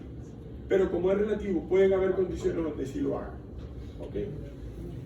Hay cambios, pueden haber problemas en la membrana que hagan de que la célula se despolarice más de lo que se debe, como en el caso de las convulsiones, y pase que la célula se excite cuando no se ha terminado de repolarizar por completo. Por lo tanto, hay una despolarización descontrolada. Lo que hablábamos de las convulsiones. Por lo tanto, en condiciones normales durante este periodo no se debe despolarizar la célula nuevamente a través del axón. ¿Okay? ¿Cómo pasa de una neurona a otra cómo se transmite la información a través del axón, o sea, a través de la fibra nerviosa? Como pueden ver acá, cuando entran cargas positivas por algún estímulo, entran cargas positivas, entran cargas de sodio a través de la célula, a través de polo, por continuidad, ¿okay? Porque son neuronas que están una al lado de la otra. ¿Okay? Este estímulo en esta célula hace de que en la fase 2, ¿okay? Esta célula se repolarice nuevamente, mientras la célula que sigue ya ha recibido el estímulo para poder despolarizarse. Entra carga positiva, ¿okay? Despolariza esta célula y de una vez le envía el estímulo a la siguiente, ¿okay? Para que la siguiente, mientras que esta se repolariza, ya esta está completamente repolarizada, esta está despolarizada y ya esta te le está dando el estímulo a la tercera le está dando el estímulo a la tercera. Le está dando el estímulo a la tercera para que se despolarice. Y de esta manera pueden ver que esta información que se recibió acá ya está pasando a través del axón, a través de impulsos nerviosos. ¿Okay? Ya esta se repolarizó, esta despolariza, esta está próxima a despolarizarse por estímulo de esta que se despolarizó. ¿Okay? Y van a entrar cargas positivas a esta mientras esta se repolariza nuevamente. Y de esta manera, de manera saltatoria, va transmitiendo la información. ¿Se explicó? Sí, eso no lo cambié, pero eso lo vamos a ver.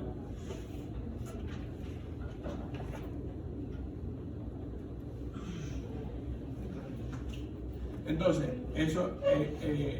a esto se le llama impulso nervioso, la propagación de ese potencial de acción. Ese potencial de acción se va propagando hacia un lado, hacia la derecha, de modo que permita transmitir la información a lo largo de todo el axón. Esto, como les dije anteriormente, este impulso nervioso es producto de ese sodio, que el sodio es atraído lateralmente a las zonas polarizadas. Aquí, como podemos ver en la imagen, tenemos una membrana de potencial de reposo, cargas positivas afuera, llenas de sodio, interior lleno de potasio, con cargas negativas dentro. La despolarización hace que entre sodio dentro de la célula y se vuelva positivo el interior. La propagación del potencial de acción, como pueden ver, esto es axón y va transmitiendo de manera lateral, va haciendo de que esto estimule, este sodio estimula a la célula de al lado a que tenga un cambio conformacional. Y esta que está aquí al lado se va a despolarizar, mientras esta ya entra en una fase de repolarización. Y mientras esta saca potasio para repolarizarse, ya esta se está despolarizando, como pueden ver. ¿Sí ven? Esta es una y esta es la siguiente.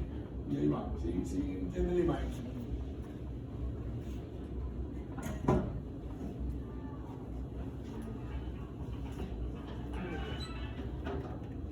Entonces, ¿de qué va a depender la velocidad de la propagación? Va a depender de ese recubrimiento que recubre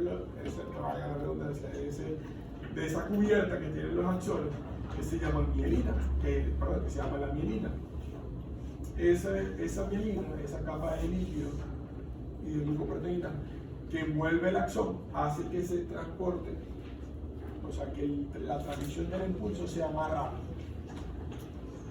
Hay dos tipos de velocidad por lo tanto, la mielina, como pueden ver acá, acelera la velocidad mientras. Entonces, ¿qué quiere?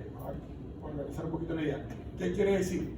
Que las fibras que sean mielinizadas tienen una velocidad de transmisión más rápida que las que no son mielinizadas.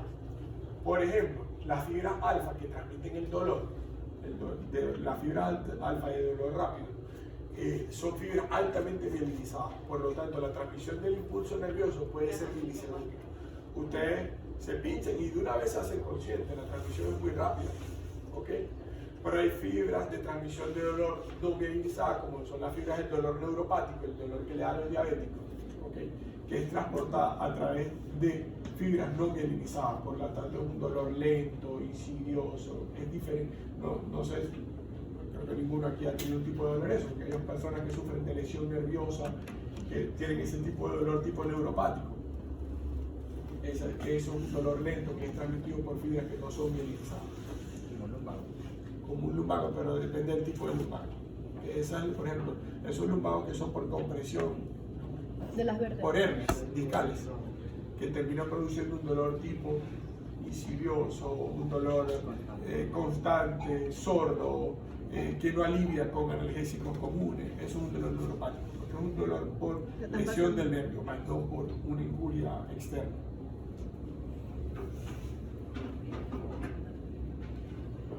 Ajá, para terminar ya lo que es la mielina. La mielina, como pueden ver, este es el nervio, este es envuelto por una capa que la recubre, que es la capa de mielina. Y tenemos la membrana plasmática y tenemos la capa de mielina. Tenemos las células de Schwann, que son las encargadas de producir la mielina, como pueden ver acá.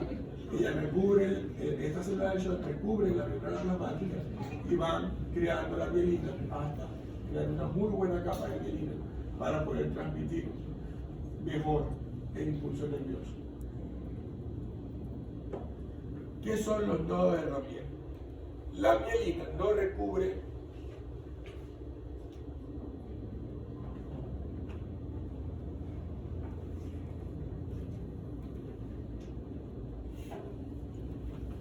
como pueden ver acá, tenemos lo que es la célula de Schwann y la mielina, ¿okay? La fibra nerviosa envuelta por la mielina. Pero ven que hay zonas que no están cubiertas por mielina, a pesar de que la fibra es altamente mielinizada. Esas zonas que no están mielinizadas es lo que conocemos como nodos de Rabier. Nodos de Rabier. Aquí está Las que no están cubiertas por mielina. no de Rabier. Las zonas que no están cubiertas por mielina. ¿Por qué la mielina es tan importante para que la transmisión sea más rápida? Porque obviamente la mielina está recubriendo la membrana plasmática con el espacio intracelular y obviamente hace más difícil la transmisión de sustancias del espacio extracelular al espacio intracelular. ¿Qué hace el axón? ¿Cómo? Un medio de protección. No es un medio de protección, es un medio para transmitir mejor, para transmitir más rápido. En los nodos de Rabier es donde yo voy a tener esos cambios de la cara. Si te tienes que ir tranquilo, hermano, no te preocupes. Yo sé que estamos pasaditos de la hora, pero ajá, para que terminemos. Hasta las 5. Si te quieres ir a andar, Ajá, eso le dijeron. no, para no perder el hilo. En los nodos de Rabier es donde se va a producir ese cambio electroquímico del exterior de la célula al interior de la célula. ¿Okay? Lo que hace que la transmisión del impulso a través del axón sea de manera saltatoria. ¿Okay? ¿Qué pasa? Yo no necesito transmitir el impulso nervioso de aquí para acá, ni para acá, ni para acá. ¿Por qué? Porque la fibra mielinizada hace de que el impulso sea saltatorio, o sea, de aquí hasta acá, de aquí hasta acá, y por lo tanto el impulso se transmita más rápido. Porque solamente voy a tener intercambio electroquímico en los nodos de Rabier, no en la zona mielinizada. Por lo tanto, es saltatorio, y al ser saltatorio la transmisión es más rápida. ¿Sí me captan lo que les quiero decir?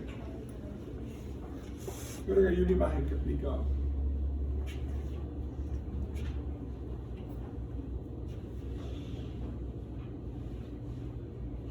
O sea, para que ocurra un intercambio en la membrana plasmática debe estar libre, no puede haber mielina. ¿Okay? Entonces tienen que haber algunas zonas que no tengan mielina para que se pueda ocurrir ese intercambio iónico. ¿Okay? En este caso es en los nodos de Rabier.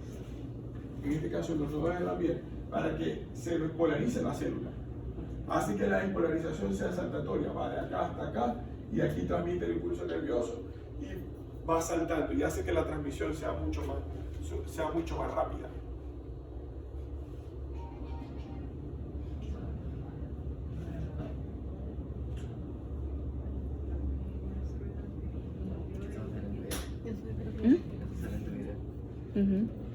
Todo sale en el video.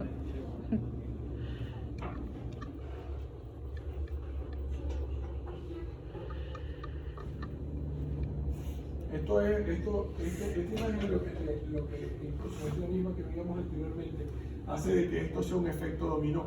O sea, que la despolarización de una zona del axón hace que despolarice la zona lateral a la primera despolarización y hace que el estímulo sea hacia lateral, ¿okay? Y me permita transmitir la información a largas distancias.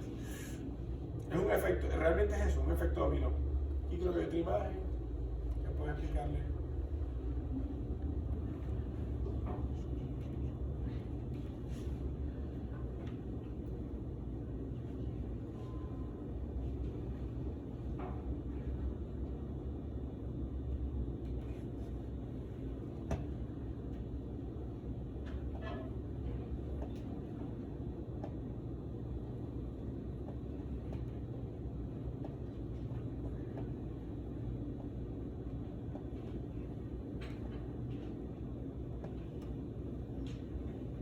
Esta imagen está buena, es la misma, pero explicar.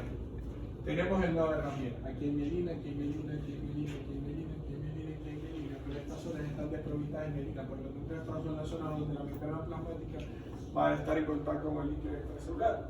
Obviamente la transmisión del impulso de esta despolarización, que por contigüidad lo que va a hacer es que este estímulo del sodio estimule a la zona contigua, ¿okay?, del axón, para que se despolarice también y haga de que entre en cargas positivas, ¿okay?, y se ahorra todo este espacio. ¿No? Pero al final este espacio donde no hay intercambio se vuelve como un espacio donde se ahorra ese intercambio, ¿okay?, porque ya lo hace en esta zona y hace de que el próximo intercambio sea en una zona un poco más distante, y eso hace que la transmisión del impulso sea más rápida. ¿Sí me explico allí? Sí. Es como para prolongar el tiempo.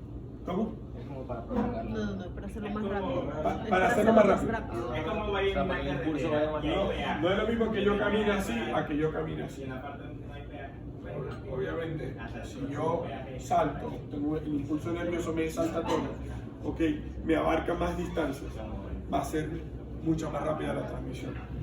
Fibras tipo alfa, que son las tipo alfa, son las fibras mielínicas, ya sea alfa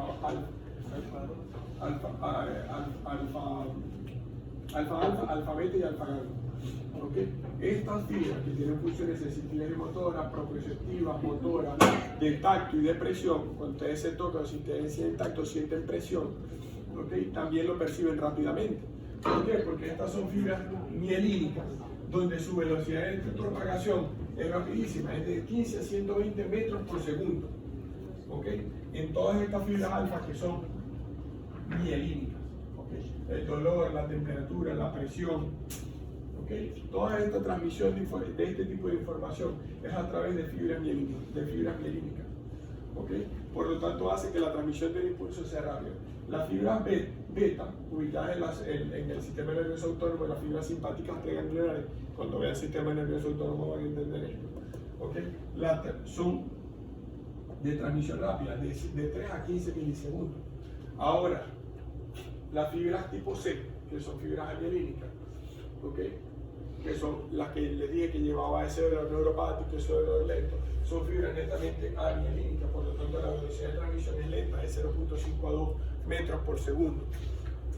Allí no hay en esa fibra mielina, por lo tanto la transmisión de la información es lenta. O sea que la mielina hace que el impulso sea Entre mucho más mielinizada y más grande en diámetro sea la fibra, más rápida es la información. Mira, que las fibras alfa, que son las que mayor velocidad tienen un diámetro de 1.5 a 20 micras. Mientras que las fibras beta, a pesar de ser mielínicas, pero nada más tienen 1.5 a 5 micras de diámetro, la transmisión es mucho más lenta, de 2 a 30 metros por segundo. ¿Sí me explico lo que quiere decir? La velocidad de transmisión va a depender tanto del diámetro de la fibra nerviosa como de la mielina. ¿Ya? Y esto tiene que estudiarse, esto creo que hay un cuadro que lo pregunta.